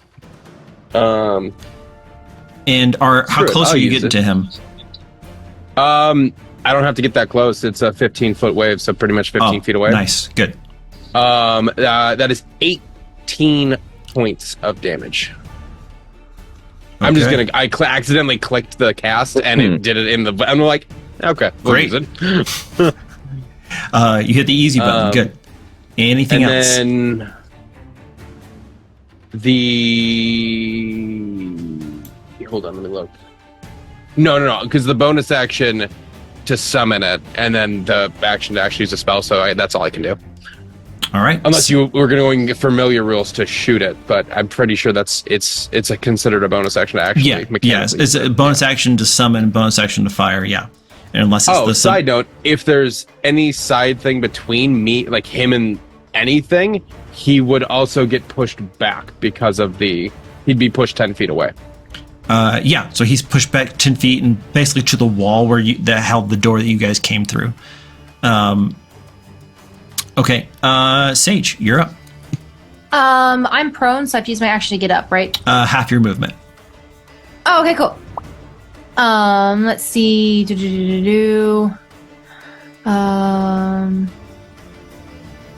Okay, I'm just going to take my short sword since I'm right by Jerkins, and I'm going to try and go for his Nico kneecaps.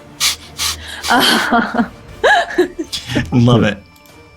Let's see. That's nat 20. Let's go. Yeah, I want Love to to see also make that a searing smite. Yes, please. For a bonus action. snap. Yes. Yes. Okay, perfect. Okay, so that is okay. So twice damage for nat 20 plus I'm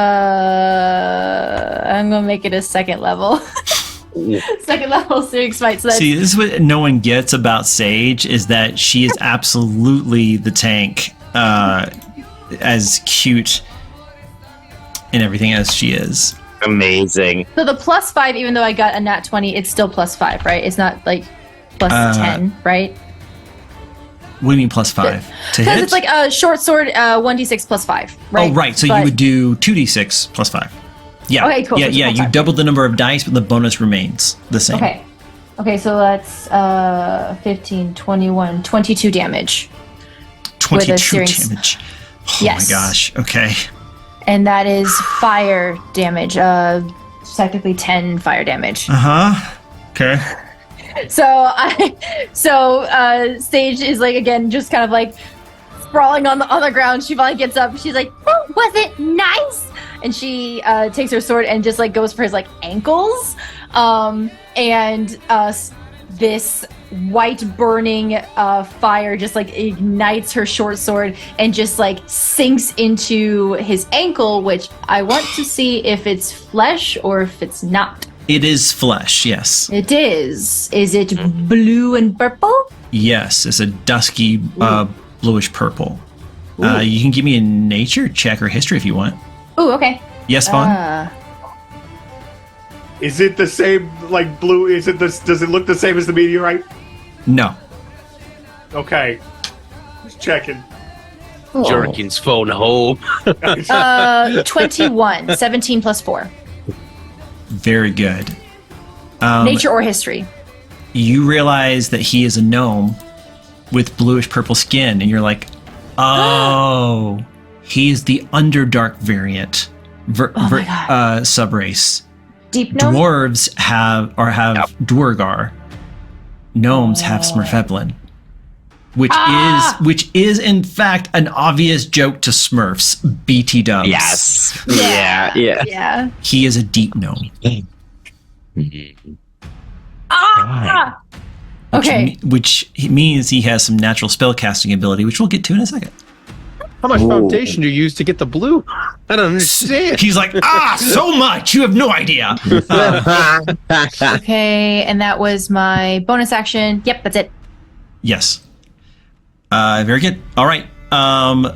The Starforged Screamer is going to close the distance for you, Clunk, and he is going to, he's going to close that distance after the hit, and his hand closes like this, and it spins in like a drill, and he stabs at you with it. Does a 15 hit? Does not. Oh, I have 16 AC. yeah, you like knock it out of the way, and then you kind of like look at him like, aha, and he opens his mouth, and I need you to make a strength saving throw as the scream comes back out. Pistol slap the drill.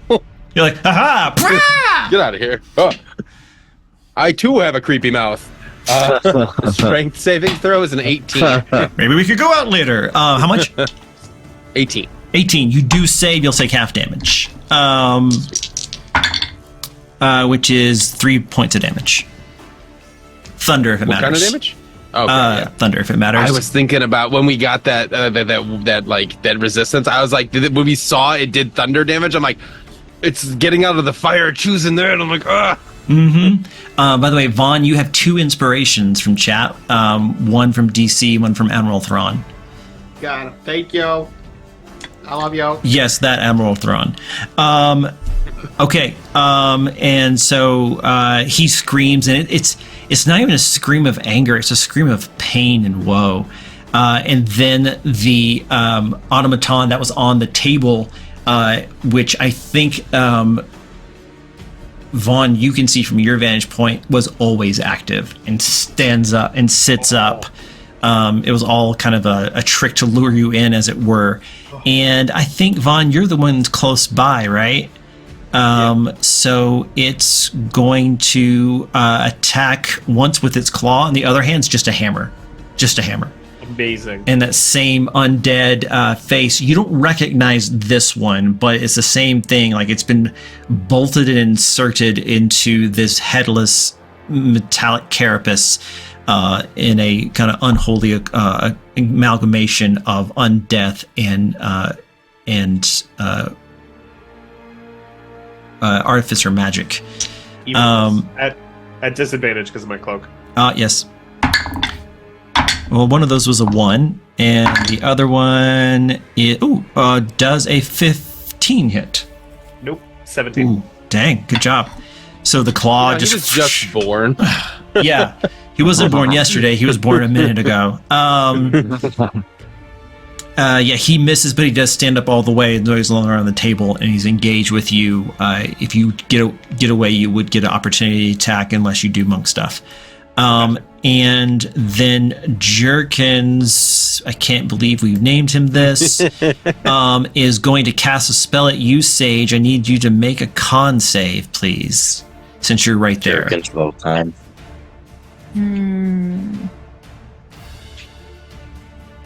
Oh, that's not good. That's an 8. You are blind. Oh, no. And at the end of your turn, you can retry that saving throw. Okay.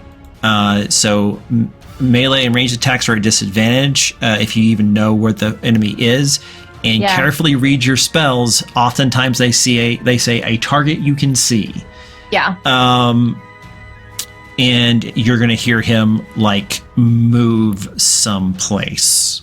Ooh, okay. The rest of you can see him like kind of move to the back of that table so that he is not so close to all of you peons. That's Attack of opportunity. but you would be close enough. Yeah, go ahead, Vaughn.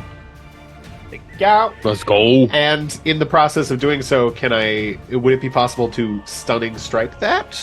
Just as a Yeah, I don't see why not. I mean, you can add key points to reactions. Yeah, 19 to hit. that's gonna do it. Strike. And stunning strike. 1 key point. I need a con saving throw. Okay, I'm theoretically good at this. 21. Oof. I can't believe you've done this. Okay. So that will just be regular damage then. Okay, what's the damage? 5. Okay, no problem. You see a spell like flash on him, and I don't know if you'd recognize it. It's a white flash followed by a red flash. Hellish Rebuke. Oh, wow. Okay, I grabbed this for a specific reason. The pebble, the meteor pebble, does that absorb spell effects cast towards me? No way. And it's fire. And And I'm just like, I have that. So my hesitation is you use your reaction just now, but it's funnier to say yes. Go ahead and make your dexterity saving throw. I'll give you one of my inspirations to make it feel better. I feel like you're going to need that. That's fine. Oh, okay. What? I get to He's keep just that. running down, fashioning in a necklace. What am I? Sorry, what am I doing? Deck save. Deck save. I'm good at those. Makes I'm him into a using little an pendant. inspiration. If you make it, the pebble takes it. If you miss it, it doesn't. How about that? I'm using one of the inspirations. 18. 18. Yeah, you make the save. The stone hits it instead, and it not only absorbs the fire, but it amplifies it back off and shatters as it does it. Both of you are going to take just a d6 of force damage. Both of you take 5. It blows up. It blows up. So so basically, the fire comes in. You miss and put it. It absorbs it, and then makes its own way from it. Which means we can blow up the bigger one. It We can overcharge does. it. And when the dust clears, you took your 5 damage of Got it. force damage. Jenkins is unconscious on the floor. His Starforge don't seem to be bothered. You think that white flash before it was Death Ward. Ooh, with the Starforge that's right next to us. Mm-hmm. You said that was close enough for. He's attack on the opportunity other on me. side of you. Would that also take the hit from the explosion for it? No, it was just like those, like right there, Okay. like within a 5-foot diameter kind of thing. Gotcha. Because Just checking. it's a pet. It's just a baby. It's just a baby. I'm just a baby. Okay. Oh, baby. All right. So that shenanigans is done. Cole, it's your turn. Oh, it's my turn. Oh, what? Yeah, those were all That was just the reactions on opportunity. reactions on reactions. Yeah. Okay. Well, I only have one key. Oh, actually, wait. No, I'm sorry. Tim's turn, then Cole. I apologize. Tim, you had right, you had a yeah. 14. I remember. Totally. Yeah. Sorry, I was not sure where we were in the initiative. Yeah, no, track that yet. was my bad. Reactions will get me down a rabbit hole, a reaction hole, if so- you will. Absolutely. Jerkins is unconscious now. Is that right? Yeah, he is down. He is no longer an active threat.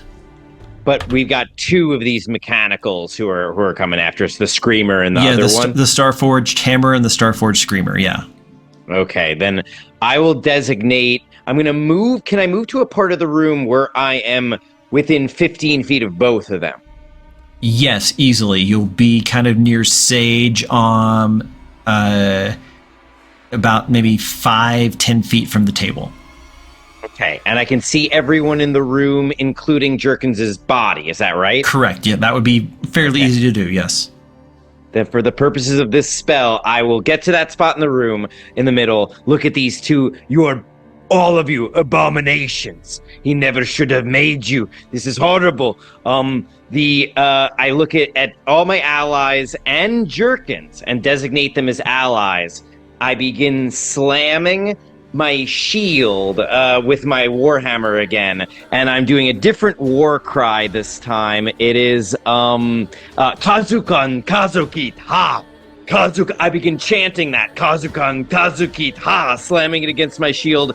Other voices begin joining in this dwarven chorus of this war march, and ghostly dwarves begin to emerge out of the ground, dwarven warriors sitting up and slowly picking up their weapons. My spirit guardians move into formation and start getting ready to wail upon these 2 automatons, but I'm not going after Jerkins. He's Right, unconscious. so We're going that's- to take him into custody. That's at the beginning of each creature's turn. Exactly right. Okay. Correct. Yeah. Great. So I am concentrating on that now. If I get hit, we'll lose the spell. But if they want to get closer to me, they're going to have to trudge through difficult terrain. Yeah. Got it. Reminder from the chat. Clunk has a luck point. Sage has inspiration, and yeah. Mox, I missed this completely. You have polymorph, my dude. That you can cast whenever you like. Normal rules apply. Beast forms only as per the spell's description. Concentration also applies. These are such it is, cool it is boons. concentration. Wait, so I can cast polymorph, Correct. or I can only cast on myself. Correct. I can cast polymorph, but only on myself. Got Yeah, it. no Okay. spell slot required. Absolutely. Good to know. Good to know. And I think I already told you about the inspiration from Admiral Thrawn Vaughn. I think I already mentioned that, but you do have that. Yeah. So these are the boons from PvP. I just left them on to see what would happen. So okay. Awesome. Mox, stellar round. Vaughn, what you got? So I have one engaged with me, and the other one's across the room with Clunk, right? Correct.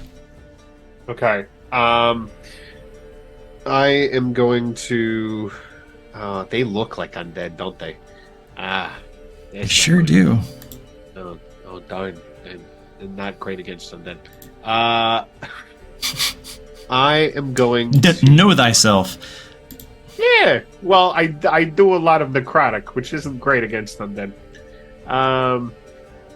Can I look around the room and see if there's like an obvious control mechanism or some kind of remote or possible, interface somewhere?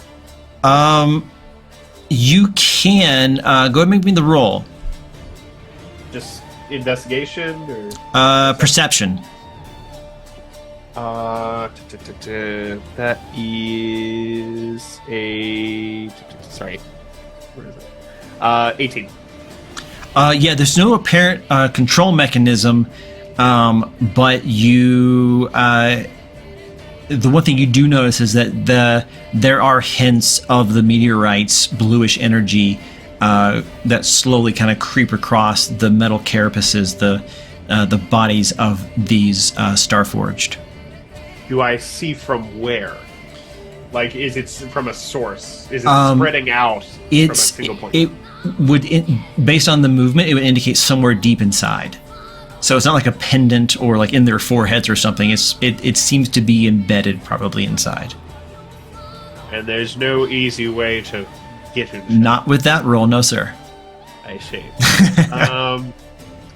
Well, I'm going to do my best and punch it as hard as I can, as close as I can to where I think the stone is. Because Great. now that I've seen that those little things can be exploded with enough force, I'm gonna hit them with a lot of force. Hopefully they explode those dudes. So that's just gonna be a regular 2 attacks. Yep. Ba-ba. And that is a... Oh, that's not gonna hit. That is a 9 to hit on the first one. Nope. And a 15. Nope. Not on the Okay, not on the Starborn hammer, the Starforged add- hammer. My last inspiration to that last roll. Yes. Shoot. What did I say again? The last one, it was 13, right? Or I think I think you said 15. 15. Yeah, was it 15? 15 plus 4. Is it that 19? hits. Yes. So that's one strike, and I'm not doing hand Thank of you, harm chat. because that seems interesting. 5 damage. 5 damage. Punching damage, specifically. And he's Sock 'em. engaged with me. I'm going to... He uses a reaction and makes a hammer attack. Disadvantage. Yep, I got him. I'm making sure. I don't have a lot of health. Nat 1. Yeah. I'm glad you reminded me. Nat 1 on the lowest roll, so never mind. Well, that's his reaction gone, so I'm just going to walk away. Mm-hmm. How far away is Clunk? Clunk's maybe only 10 feet away. I keep doing... Okay, I'm going to go over to Clunk and engage with this other guy and kind of position myself behind him. Because they're That's You the want best. to get that flanking thing on Yeah. the Starforged Screamer. So- Got it. both of us have advantage. Yes, against the Screamer, yes. Yep. So that's what I'm going to do with the rest of my Ooh. movement, and that will be it. That'll Alright. give me advantage with the turret. Yes. Nice. All right. Clunk, you're up. Sage, be thinking. All right. Just Clunk is just at this point like concerned because of like what if this is the process that was used to make him gone wrong. How was I made at that point? Because like this is the bad side of his creation because nobody explained to him how he was created. He just was alive one day in the facility and was like, "Hey, And weren't you Cool. surrounded by You're here. like the building half burning down too or something? Yeah, yeah. Like, because like we'll get into the backstory another time. But yeah, like his creation was violent. He's just like, oh god, and he turns. He's like, oh, hey, Vaughn. Clicks the ruby again. It's just like while staring at Vaughn, just like full glow of the red gun and just an entire shockwave from the barrel. Thunderwave, second level. He needs to make another count save. Okay, so here's the thing. Because of what you're doing, you can either have advantage and hit Vaughn, or not have advantage and not hit Vaughn. Take I advantage. thought he was behind me. I would be beside you. Basically, you guys need to flank this thing. So if my head is the thing, you're here and he's here. Thunderwave does both, or you could kind of to get just him. I'll take it. Mister, I don't have a lot of hit points. Okay. Well, it's not. That's the question. Is it's not advantage for That's me? true because it's a save. Yeah, but do you want to move so you're not going to be hitting Vaughn? Because right now you're like lined up to get both of them. Yeah, I'll move out of the way to just try and get just him. So it's a con save. I wouldn't want to injure. Yeah, con save. Oh no. He failed. Okay, I was like, no, is that good? Yeah, I know. I realized I had to clarify. I'm like that. Okay. I was concerned. So he's gonna take another 3d8 of damage. There's my 8. That is a 7. A 7. I wish I was hoping for another 7. It was a 4. So 18. And then I'm just going to kind of like. And he's knocked back 10 feet. Yep. Okay. Yep. He is knocked back. Clunk's gonna snap his fingers and point, and then the ballista's gonna go off. Nice. And I have advantage on that attack. He does. Where is it? Why do you have advantage? Because the thing. No. So you basically just pushed him 10 feet away. So now he's no longer flanked by both of you. Oh, With Thunderwave. Right. You changed the shape of the battlefield. Would that Right. trigger attack of opportunity for me because he's being pushed out of my? No, when someone's being moved against their will, it doesn't trigger opportunity attacks. They specifically mention teleporting, falling, and Thunderwave. Gotcha. Okay. Well, at that point, it's just regular. It's always so roll, nice to have and someone like Tim, just like low key, like going, that's right. I'm gonna use my luck point because There you go. And that's a nat 20. Let's go. Let's go. Yeah. On the freaking force ballista. So that's 48 plus 3. Oh my gosh. Oh my god. That's going to be a 5, season wrap for the 5, Starforge Screamer guy. 2, 12, and then so that's 12, 16 plus 3, 19 damage from the ballista. He is still up, but barely as you hit him with that thing. And he's just like it's a firebolt or a force or what is it? It is it's force damage and right. Okay. So like question. Like parts of like this body are just like missing like in big chunks, and you can even see a little bit of like sinew and spinal column showing from where some of the collar has broken off. Yeah. I'm going to use Built for Success, which is a special action, and I get an additional 1d4. Go for and I'm it. gonna just see if we can finish him off That's with the Built for awesome. Success. That is a 4. Hell yeah. It's about drive. It's about power. He's dead. Yay! We devour. Oh, man. Built for success. He's like, but you get one shot.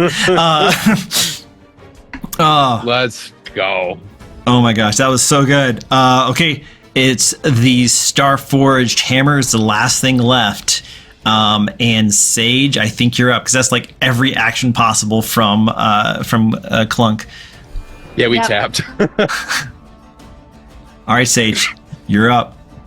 Okay, I'm up. Okay, I thought you said the hammer guy was. I'm like, oh, No, crap. Okay. no. The hammer is the last one standing. He's still relatively unhurt. Yeah. And it's your turn. I'm And he's blinded, right there. so I need to take my action. No, to- you're not blinded because Jerkins lost concentration because he's out. Oh, he lost concentration. Okay, so I think Sage is Wait. definitely playing it off. Is it?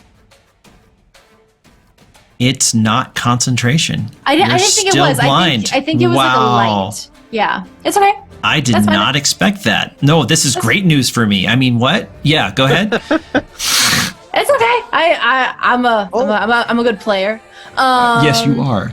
So I take my action to roll, right? To attack? Yeah. No. To get rid of blindness. Oh, at the end of your turn, you can remake the roll. for Okay. free. Well, okay. Sure. I will. So you get. So here's the try thing. to The attack. spell says at the end of your turn, or let me double check because I had it wrong before. At the end of each of your turns, you can make a con save to end the spell. So on your turn before that happens, you could still attack with disadvantage. I mean, he's not I being could quiet or sneaky. Right. Also, if I use a luck after I roll disadvantage, how does that work? You get to pick the one you want. Okay, cool. So we'll see. Okay, I'm going to try and hit the Star Forge with my short sword again. Try and get this. Those both suck. We're not going to choose either one of those. Would you like to use your luck? Chat says you have one. I also have inspiration too, right? I had an inspiration earlier. Is that like a reroll for both dice? Inspiration is a D6. Oh, got it. Okay, if I have So a luck if from either chat, one of if that lowest one could benefit from it, but you have a luck point from chat. so luck is reroll because both of those were bad. So Just I don't roll a wanna new use the luck. roll a new one, Okay. and that's your new option. New one. Okay.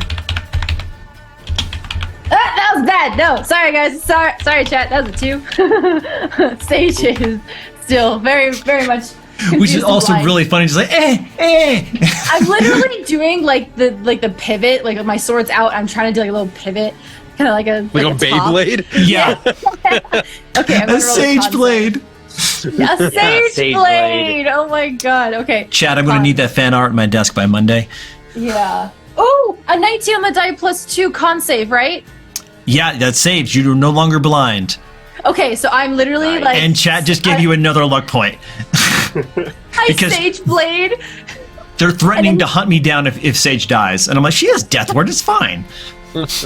I sage blade until like I'm like, I would say like still like 5 feet away, but in the wrong direction. Be like, oh, I can see, guys. You couldn't see? Oh, they're just now realizing. Blinded fine. by the light. Okay, but that was the end of my turn. So Okay. Okay, the Starforged hammer. Yes. We can't hear You're you. muted. wait, we can hear you. Sorry about that. It will be making wisdom saving throw at the start of its turn against Spirit Guard. Oh, yes. That's a 15 plus minus 3, 12. Oh, okay. That works out. So with a 12, that is not going to be quite enough. He's going to take the full 10 points of damage. Very good. Radiant, yeah. And Radiant does not bother him. My dwarf friend, he's going after you. He knows where the ouchie comes from, so he's going to make a claw attack and a hammer attack. To me, warriors. Dirty 20 and an 18. Man, both of those are going to be hits. Okay. I The can heal you. and I'll can be- fix you. I'll take it. 10, 12, 18 points of damage 18 points of damage in all, and I'll make between the two hits. Yeah. Okay, so I just need to get 10 or higher on 2 Constitution saves. Come on. Oh no! First one is I don't have any inspiration at the moment, so yeah, no, that is going to be a failed. Yep, I think that's a 6 in total. Okay. Spirit I'll Guardians take my- drops. Yep. Drops on the first one. Yep, there we go. Okay. And I'm still standing though with 18 damage. I'll mark that down. Excellent. All right, and it is your turn, Mox. Vaughn, be scheming. I mean, thinking. D6 of inspiration, Mox. Do you want to add it to that last con save to see how it goes? Let's see. Let me check. What would have my total been? It would have actually been a 7. So maybe it is worth. You have 50-50 shot. It's a D6. I'm gonna roll it then. All right, let's do it. Thank you, chat. Let's okay. do it. Let's do it. Let's go. It's a +2. I am sorry to say. 9, it is not not quite enough. But here's the Your thing. ancestors have abandoned you. What? My ancestors, the dwarves sink down into the earth. You've done well. You fought well. It's all right. I need my concentration now. You return to the earth. I know they're what like, I'm gonna do on we my have lunch turn." plans. Sorry. All right. Absolutely. You guys take your break. Union break. Got it. Absolutely. Catch you guys later. And now that I have my concentration freed up, I am gonna say I don't regret it because I was afraid I wouldn't get to use this generous donation. I turn to everyone and I say, I've always been able to do this. I turn into a triceratops in front of everyone and charge. Which I like to think is Mox like spirit animal. Yes. Yes. I've always been a triceratops at Yeah, heart. and he was if I like an right- Animorph book. Oh man, It'll that's be some me body horror mental image right there. Yeah, you were right there too, and you're just like, go ahead and make your attacks as appropriate. I only make one attack. This probably wasn't the right choice, but I will use my best it attack. is absolutely the right choice. A goring attack, D20 plus 9. That is going to be a 23. Yeah, 23. Yeah, that hits. against Yeah. him. All right, and that is going to be need another D8. I need more dice. 4D8 plus 6. 5. Another 5 is 10. 18 plus 6. 24 damage. Exactly Whoa. average. Wow. Just thrashing him around. Boom, boom, boom, boom, boom. That luscious hair. Yes, absolutely. Yeah, the T-Rex still has a white The- flowing beard. The Yes. Triceratops has Oh, Triceratops. a beard Yes. and a long white dwarven hair coming off the top. Of his head, Amazing. for sure. Yeah, and the horn on the Thank front you, kind chat. of looks like the symbol of Moradin. Yes. And the end of the front tusk is kind of like a hammer at the very end, a little bit, or an axe. Got to go with the axe. Yeah. Oh An yeah, axe yeah. tip It's like jutting out. serrated, like curve up. Exactly. I yeah. love that. Okay, this thing is not looking great. It's been gored. You can see again parts of it are kind of falling apart as it's starting to lose its cohesion. Vaughn, you're up. This could be it. Turns to Clunk. I guess I wasn't needed here. You handled that pretty well-handedly. I have a lot of pent up aggression that I need to work through. I'll be here if you want to talk about it later. After this. Yeah. There's a Triceratops. Yeah, Has he sounds always been good. able to do that? That's we'll unpack that later. Okay. All right. Well, That doesn't seem physically possible, but it's fine. I see. I think I'm gonna go punch that thing. Yeah. Can I just give him like a four-fingered thumbs up? Just like, All right. yeah. I can probably fix that for you later if you want. I don't know if it's like an aesthetic touch or if you I don't. There's a lot. Well, had a lot of spare parts in that room. I'm just saying. All right, I'm gonna go. This is probably. We'll continue this talk later. there's a He's whole like, question, fucking like back list it of up. question of why it was made like this. And Bud runs over to the last standing stargazer here. And I am going to take 2 attacks and flurry of blows with my last key point, and get another 2. So that will be 21 to hit on the first one. Yes. 25 to hit on the second one. Yes. A 15 to hit on the third one. No. and a natural 20 on the final one. Oh. Yeah, so that's like 4 hits. Yeah. So- and we double the dice. Double the dice. So while you calculate that, I'll agree with the chat that yes, we do need some artwork for the Triceratops with the beard and the axe nose. I put the link for the Discord. If you want to go to the Critical Dice Discord, there's even a channel in there for art for Grey Watch. We've enjoyed art from different shows in the past, which has been phenomenal. So if you're a great artist, do it. If you're a terrible artist, please do it, because those are the best. Like, if you want to use crayons and your imagination, I am here for it. We'll make a scrolling thing for the intro so everyone can bask in the gloriousness. We're just happy that you guys are having fun and enjoying the stuff that we do. But yeah, so that's my only push for the Discord. There it is. Vaughn, are you Shameless ready? plug. Shameless plug. Yes. I'd also just like to thank chat for the polymorph spell. I've gotten to play Mox in other games, and obviously I've never gotten as a cleric to cast polymorph on myself and turn into a Triceratops. This feels like Venture Brothers energy. I'm really here for it, and I'm loving Nice. it right now. Just stampeding around in the background. All right, go ahead, I Vaughn. feel spoiled. So running up kind of behind, I imagine just ducking around the Triceratops and like climbing up the back of the Stargazer and just straight I imagine down you on like his head. wall running on the side of the Triceratops. Yes. That is a total of 25 damage to the Stargazer. Or Starforge. Starforge. Yep. How do you want to do this?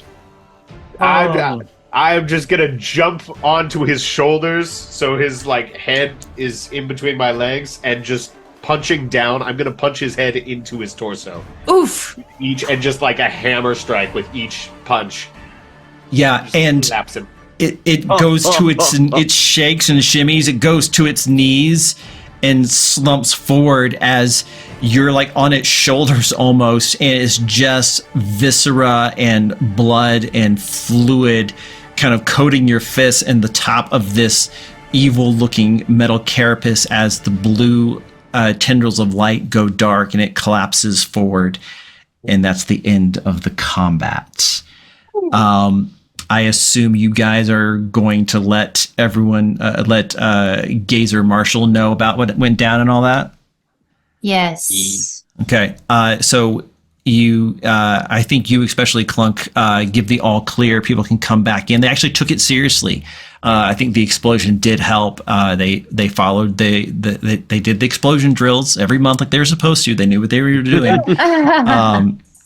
Never can be too safe, and they all start coming back in, and you're in the observatory with Oak Marshall, the head gazer, explaining what happened, and he's kind of just like dumbfounded a little bit, where he's just like, I just never believed. Yeah, Jenkins was hard to work with, but I'm sad to lose him. He's a good researcher, but if he was corrupted, and he said he was fulfilling a contract. Do you think he was trying to make these were prototypes for? I don't think he died. I think Yeah, he's still alive. We just Oh, He's just So we- unconscious. he's a prisoner okay. now. Thank We you. drag him out. He said he's Zone of like truth. okay, zone of truth. Do you want to do the interrogation scene real quick? Yeah. I mean, whatever you want to do. Okay. Yeah. So you get. Yeah. So he's there. He's tied up, and Gazer Marshall is just like, Jenkins, why? Why would you do this? Desecrate their bodies, create these abominations? What were you up to? Hey. No, those abominations, not you. Oh, okay. No, he puts his hand on his shoulder. He's like, no, listen, like really listen to me. They were cracked mirrors of whatever miracle you are. And you need to know that we are honored to have you here, especially after the valiant actions you took protecting everyone's life. You will always have a home here. Clunk just like wipes oil from his eye. I must be leaking. I understand. And Jenkins is like fighting the zone of truth, and he's just like, the money was too good. a general in the South Continent wanted an army. The stone provided the power source I was missing. Also, I hate all of you.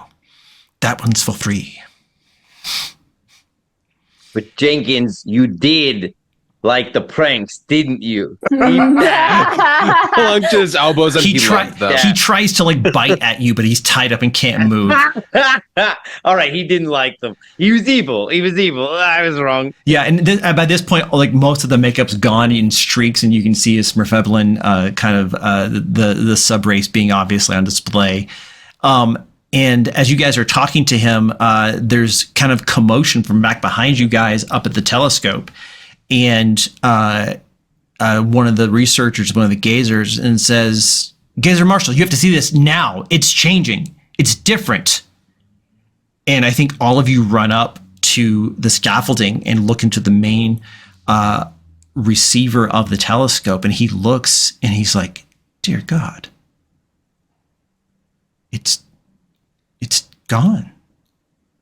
And you guys can look too, and the constellation of the Reaper, of the sickle, it's changed, and not back to the original form either.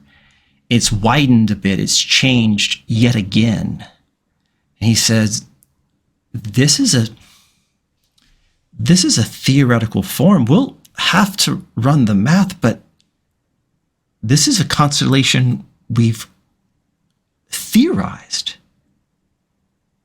It's a omen of hope, of healing. Lotus flower. Base stuff. Actually, they've always called it the cradle.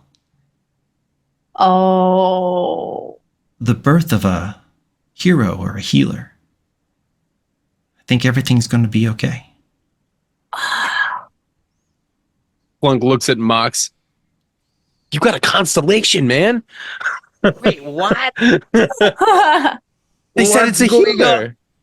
I'm healer? pretty sure that's what it means, man. Do I Comes have a completely son? wrong and clueless. You have a son. Fox is like, I have a son. Wait, what? I'm very confused. And he puts his hand on your shoulder and Mox, I'll explain it to you. Maybe you can help us with some field work. Okay. Well, wow. I'm excited to work more in this way with you all. Thank you. Thank you for having me. And that's where we end our episode with one statement and an asterisk. One, yes, Christmas episode, backdoor, Merry Christmas, everybody. Oh, Second, Amazing. after everyone's left and Mox is being is hanging out in the quarters and Clunk is being repaired, Gazer Marshall finally, after a very long night, he's very tired, even for a guy who runs the night shift, as it were, most nights, is sitting in his office having a little nightcap, something to drink, and from the breast pocket pulls out a black and white badge, flips it over,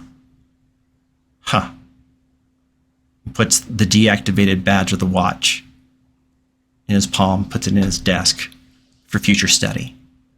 And that's where we end our game. Hey, I'm coming back that's there. cool. I'm coming back there. No! I promised to lunch No! with Clunk. We got. Mhm. Oh no. We're gonna talk about our trauma. That is our hopefully. game, everybody. I also want to give you a nice little surprise here at the end. As you've noticed on our, before we sign off, on the bottom of our overlay here, it says sponsored by, I should probably change it to powered by the Deck of Stories. The Deck of Stories is a massive deck of cards that help you to create an adventure in 15 minutes or less. And tonight, the cards I used were as followed. We use card number 81. A problem arises at a remote observatory. Something new has appeared in the sky. Ooh. Card number 1. A meteor crashes nearby, causing several fires. You must deal with them first. And card 84. Gnomes report a string of workshop thefts. They believe someone is building a weapon. These are my more or less random draws I used for tonight's game. If you want to do something like this as well, Deck of Stories, you can find that at thecriticaldice.com. My truly one shameless plug. And with that, let's go ahead and sign off by having everyone remind everyone who you are, where they can find you, what you do. We'll start with, actually, let's start with our guests, actually. Let's do that. Yeah. Metro Mike, lead us off. Let us know where to find you on the things. Hi, I'm Metro_Mike on TikTok and Metro_Michael on Twitch. I mainly play horror and RPGs, and then it's mainly because cosplays and stuff and like characters I design on TikTok. Awesome. Thank you for having me, by the way. Of course. Well, love to have you back anytime. This is a delight to have you. Dr. Tim Woods. Yes. I am Tim Woods, Tim with TIMM, Woods on all social media. My website's just timwoods.com. Feel free to look me up if you ever want to play a game. Absolutely. Awesome. And Jackie. Hi everyone, I'm Jackie. You can find me on most socials. I see Cole already prepping his. No. I see you Do your thing. prepping. No, I'm not Find me doing on it. most socials under the username Jackie_Ilana_Chan. I am a lip sync and comedy page. I'm really excited to be playing Grey Watch with Jason. So thank you so much for the invite. And I'm so excited I got to play with Metro Mike and Tim Woods. It was awesome playing with you guys for the first time. Also, Jackie, chat was asking for a good look at your Squishmallow. This is my Squishmallow. Her name is Saffron. I just got. So There's chunky. fluffy, good Oh my god. Chunky. So perfect. And Lightbox Gnome. What? What? He will this- be back momentarily. Is he going to walk in my door?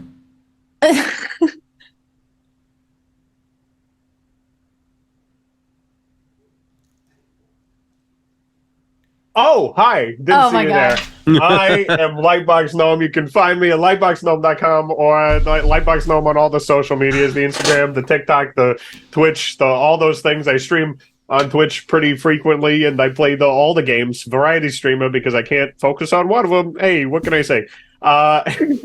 And I loved playing with each and every one of you. Thank you again for having me, Jason.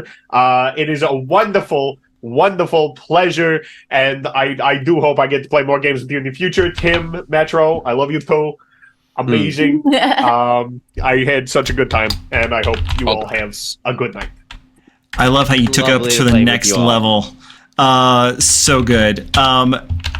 We're going to sign off here. I'll go to the end screen and then we'll do a raid to our friend Shane Wally, who is doing a subathon right now. Yay. So some support to Shane. Shane, friend of the channel, friend of just life in general. Jason, Yes. where can people find you? Oh yeah. Hi. And our lovely DM Yeah. tonight. Yeah. Thank you for Amazing. taking me in hand. I appreciate it.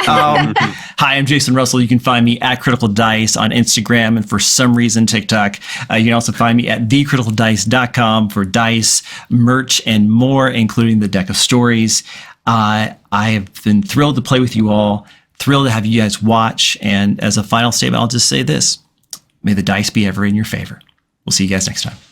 Bye. Bye.